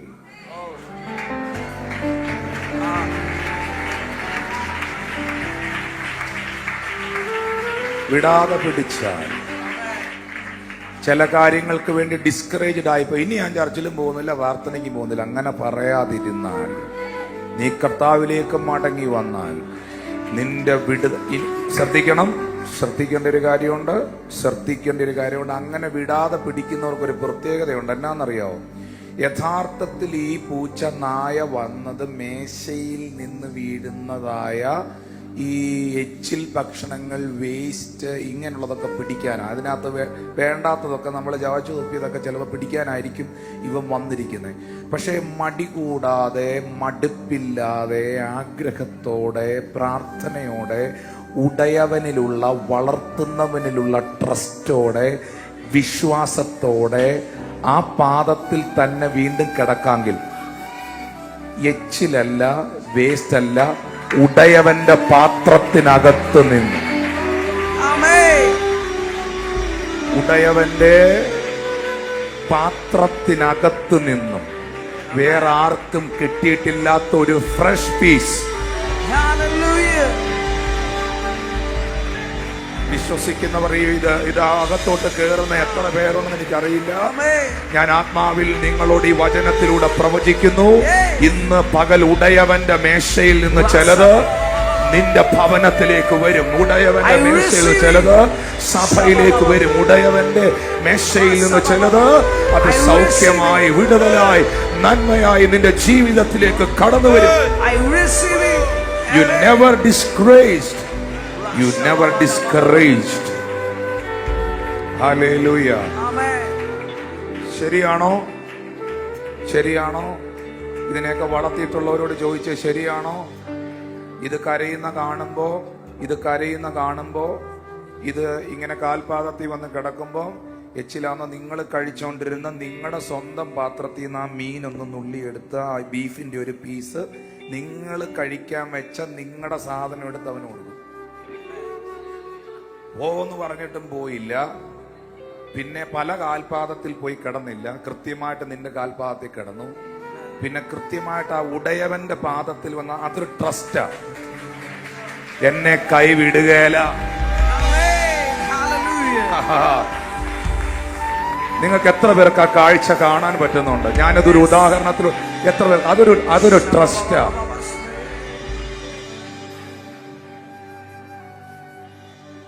അതൊരു ട്രസ്റ്റാ. ഈ വീട്ടില് പലരും ഉണ്ടെങ്കിലും പട്ടിക്ക് നായ്ക്ക് ഫുഡ് കൊടുക്കുന്ന ഒരാൾ വീട്ടിൽ കാണും. വീട്ടിലെ ചിലപ്പോൾ അമ്മയായിരിക്കാം, അല്ലെ അച്ഛനായിരിക്കാം. ചില പിള്ളേർ തിരിഞ്ഞു നോക്കില്ല, ചില പിള്ളേരായിരിക്കാം. അതിനാരാണോ ഫുഡ് കൊടുക്കുന്നത്, വീട്ടിൽ പല ഒച്ചകളും പല ബഹളങ്ങളും ആ പട്ടി കേൾക്കുന്നുണ്ട്, നായ കേൾക്കുന്നുണ്ട്. പക്ഷേ അതിന് വിശക്കുന്ന സമയത്ത് ഇങ്ങനെ വീട്ടിൽ അനക്കമൊന്നും ഇങ്ങനെ ഇല്ലാതിരിക്കുമ്പോ അതിന് ഫുഡ് കൊടുക്കുന്നവന്റെ ഒച്ച വീട്ടിൽ കേട്ടാൽ, ആ വ്യക്തിയുടെ കാറ് വന്നാൽ, സൈക്കിള് വന്നാൽ, ബൈക്ക് വന്നാൽ ഈ പട്ടി പതിയെ കരച്ചിൽ തുടങ്ങും. കാരണം ആ കരയുന്ന എന്നാന്നറിയോ? അവനറിയാം ഇപ്പൊ ഞാൻ കരയുമ്പോൾ എന്റെ ഉടയവൻ എന്റെ അടുത്ത് വരും. ഈ നായ്ക്കും പൂച്ചയ്ക്കുമുള്ള ബോധമെങ്കിലും ദൈവമക്കൾക്കുണ്ടാകണം. എന്നെ കൈവിടാത്തൊരു ഉടയവൻ എനിക്കുണ്ട്. ഞാൻ കരഞ്ഞാൽ എന്റെ വിശപ്പ് കണ്ടില്ലെന്ന് നടിക്കാത്ത, എന്റെ ആവശ്യം കണ്ടില്ലെന്ന് നടിക്കാത്ത, എന്റെ പ്രാർത്ഥന കേട്ടില്ലെന്ന് നടിക്കാത്ത ഒരുത്തൻ എനിക്കുണ്ട്. ഞാൻ ഇങ്ങനെ പത്തനംതിട്ട സഭയോടും ഇന്ന് ലൈവിൽ കാണുന്നവരോടും തിരുവെടുത്തിലൂടെ പറയുന്നു, ഉടയവന്റെ മേശയിൽ നിന്ന് വീഴുന്ന അപ്പനുറുക്കിന്റെ പ്രത്യേകത എന്നാണെന്നറിയോ? ഉടയവന്റെ മേശയിൽ നിന്ന് വീഴുന്ന അപ്പനുറുക്കിന്റെ പ്രത്യേകത, ആ ഒരു പീസില്ലേ, ആ ഒരു അപ്പനുറുക്ക് ഇതിന് മുൻപും ഒരാൾക്ക് കൊടുത്തിട്ടില്ല, ഇതിന് ശേഷവും ഒരാൾക്ക് കിട്ടില്ല. ഇത് നിനക്ക് മാത്രമുള്ളതായിരിക്കും. ഇത് ഇന്ന് പകൽ വിശ്വസിക്കുന്ന എത്ര നിനക്ക് വേണ്ടി മാത്രം ചിലത് ചെയ്യാൻ ഉടയ തമ്പുരാൻ ഇന്ന് പകൽ ഇതിനകത്ത് വന്നിട്ടുണ്ടെന്ന് വിശ്വസിക്കുന്നവരുണ്ട്.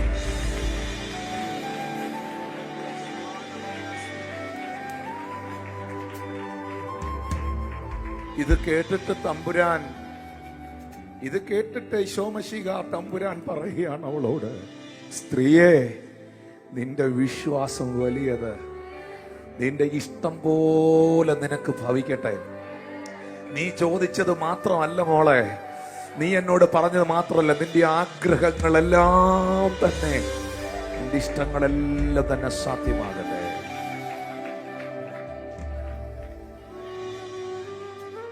ഇപ്പൊ ദേ നമ്മളും വന്നിരിക്കുന്നത് ഈ ഉടയവനെ ഓർമ്മപ്പെടുത്തുന്ന ഉടയവന്റെ മേശയുടെ മുൻപിലാണ്. എന്നെ തിന്നുന്നവൻ എന്മൂലം ജീവിക്കും, ഒടുക്കത്തെ നാളിൽ ഞാൻ അവനെ ഉയർത്തെഴുന്നേൽപ്പിക്കും. ഈ കൂട്ടത്തിൽ രക്ഷിക്കപ്പെട്ട് വിശ്വാസ സ്നാനം സ്വീകരിച്ചു വിശുദ്ധിയിൽ, ദൈവകൃപയിൽ, പ്രാഗൽഭ്യത്തോടെ യേശുവിനെ രക്ഷിതാവും കർത്താവുമായി സ്വീകരിച്ച് ഈ മേശയിൽ പങ്കെടുക്കുവാൻ പ്രാഗൽഭ്യത്തോടെ വന്നിരിക്കുന്നവർ കൈകൾ ഉയർത്തി. എല്ലാവരുമല്ല, എല്ലാവരും ഉയർത്തരുത്. ഈ നിലയിൽ രക്ഷിക്കപ്പെടാത്തവരോ ദൈവകൽപ്പന അനുസരിക്കാത്തവരോ ആരെങ്കിലും ഇതിന്റെ നടുവിലുണ്ടെങ്കിൽ നിങ്ങൾക്കതിനുള്ള അവസരമുണ്ട്. ആ കൈകൾ ഉയർത്തിയവർ കൈകളൊന്നും താഴ്ത്തിയിട്ടേ. ഞാൻ ഇതുവരെ രക്ഷിക്കപ്പെട്ടിട്ടില്ല, ഞാൻ ഇതുവരെ സ്നാനപ്പെട്ടിട്ടില്ല, ഞാൻ ഇതുവരെ എൻ്റെ ജീവിതം പൂർണ്ണമായി യേശുവിന് കൊടുത്തിട്ടില്ല, പക്ഷേ ഈ കർത്താവിനായി എന്നെ സമർപ്പിക്കുന്നു എന്ന് പറയുന്നവർ കൈകളെ ഉയർത്തി. നന്നായിട്ട് ഉയർത്തിയ മോനെ, നന്നായിട്ട് ഉയർത്തി.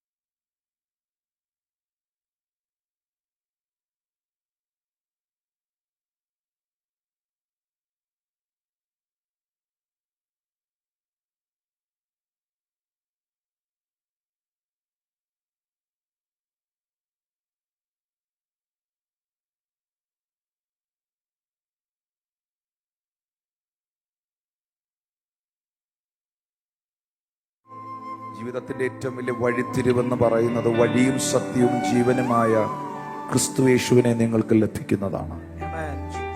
എൻ്റെ 17ാമത്തെ വയസ്സിൽ ഈ കർത്താവിനെ എനിക്ക് അറിയുവാനുള്ള വലിയ അനുഗ്രഹം, ഭാഗ്യം ദൈവം തന്നു. ഞാനൊരു വലിയ സാമുദായിക കുടുംബത്തിൽ ജനിച്ചു വളർന്നവനാണ്. എൻ്റെ അറിവുകൾക്കൊക്കെ പരിധികളും പരിമിതികളും ഉണ്ടായിരുന്നു. യേശു എനിക്കൊരു കഥ പോലെയായിരുന്നു. യേശു എനിക്ക് ദൈവമാണെന്നറിയാമെങ്കിലും അവൻ എൻ്റെ രക്ഷകനാണെന്നോ, എൻ്റെ പാപവിമോചകനാണെന്നോ, അവൻ വീണ്ടും മടങ്ങി വരുമെന്നോ, ദൈവത്തെ ആരാധിക്കേണ്ടത് സത്യത്തിലും ആത്മാവിലുമാണെന്നോ, അഭിഷേകം പ്രാപിക്കണമെന്നോ, പരിശുദ്ധാത്മാവിൽ നിറയണമെന്നോ, ജീവിത വിശുദ്ധിയോടെ നടക്കണമെന്നോ അറിയാത്തൊരു യൗവനപ്രായം എനിക്കുണ്ടായിരുന്നു. പക്ഷെ അവിടുന്ന് കർത്താവിനെ തിരിച്ചു. അവന് മതമില്ല, അവന് ജാതിയില്ല, അവൻ നിങ്ങളെ സ്നേഹിക്കുന്ന ദൈവമാണ്. അവനെ കൈക്കൊണ്ട് അവന്റെ നാമത്തിൽ വിശ്വസിക്കുന്ന ഏവർക്കും അവൻ ദൈവത്തിന്റെ മക്കളാകാൻ അധികാരവും അനുവാദവും നൽകിയിരിക്കുകയാണ്. ഇവിടെ നിന്നുകൊണ്ട് ആ കൈകളൊന്ന് ഉയർത്തി യേശുവെ എന്നൊന്ന് വിളിച്ച്, ആ കൈയൊന്ന് ഉയർത്തിപ്പിടിച്ച്, എന്നിട്ട് എൻ്റെ കൂടെ ഒന്ന് പ്രാർത്ഥിച്ച്, കർത്താവായ യേശുവേ, എൻ്റെ ജീവിതത്തെ ഞാൻ അങ്ങേക്ക് തരുന്നു.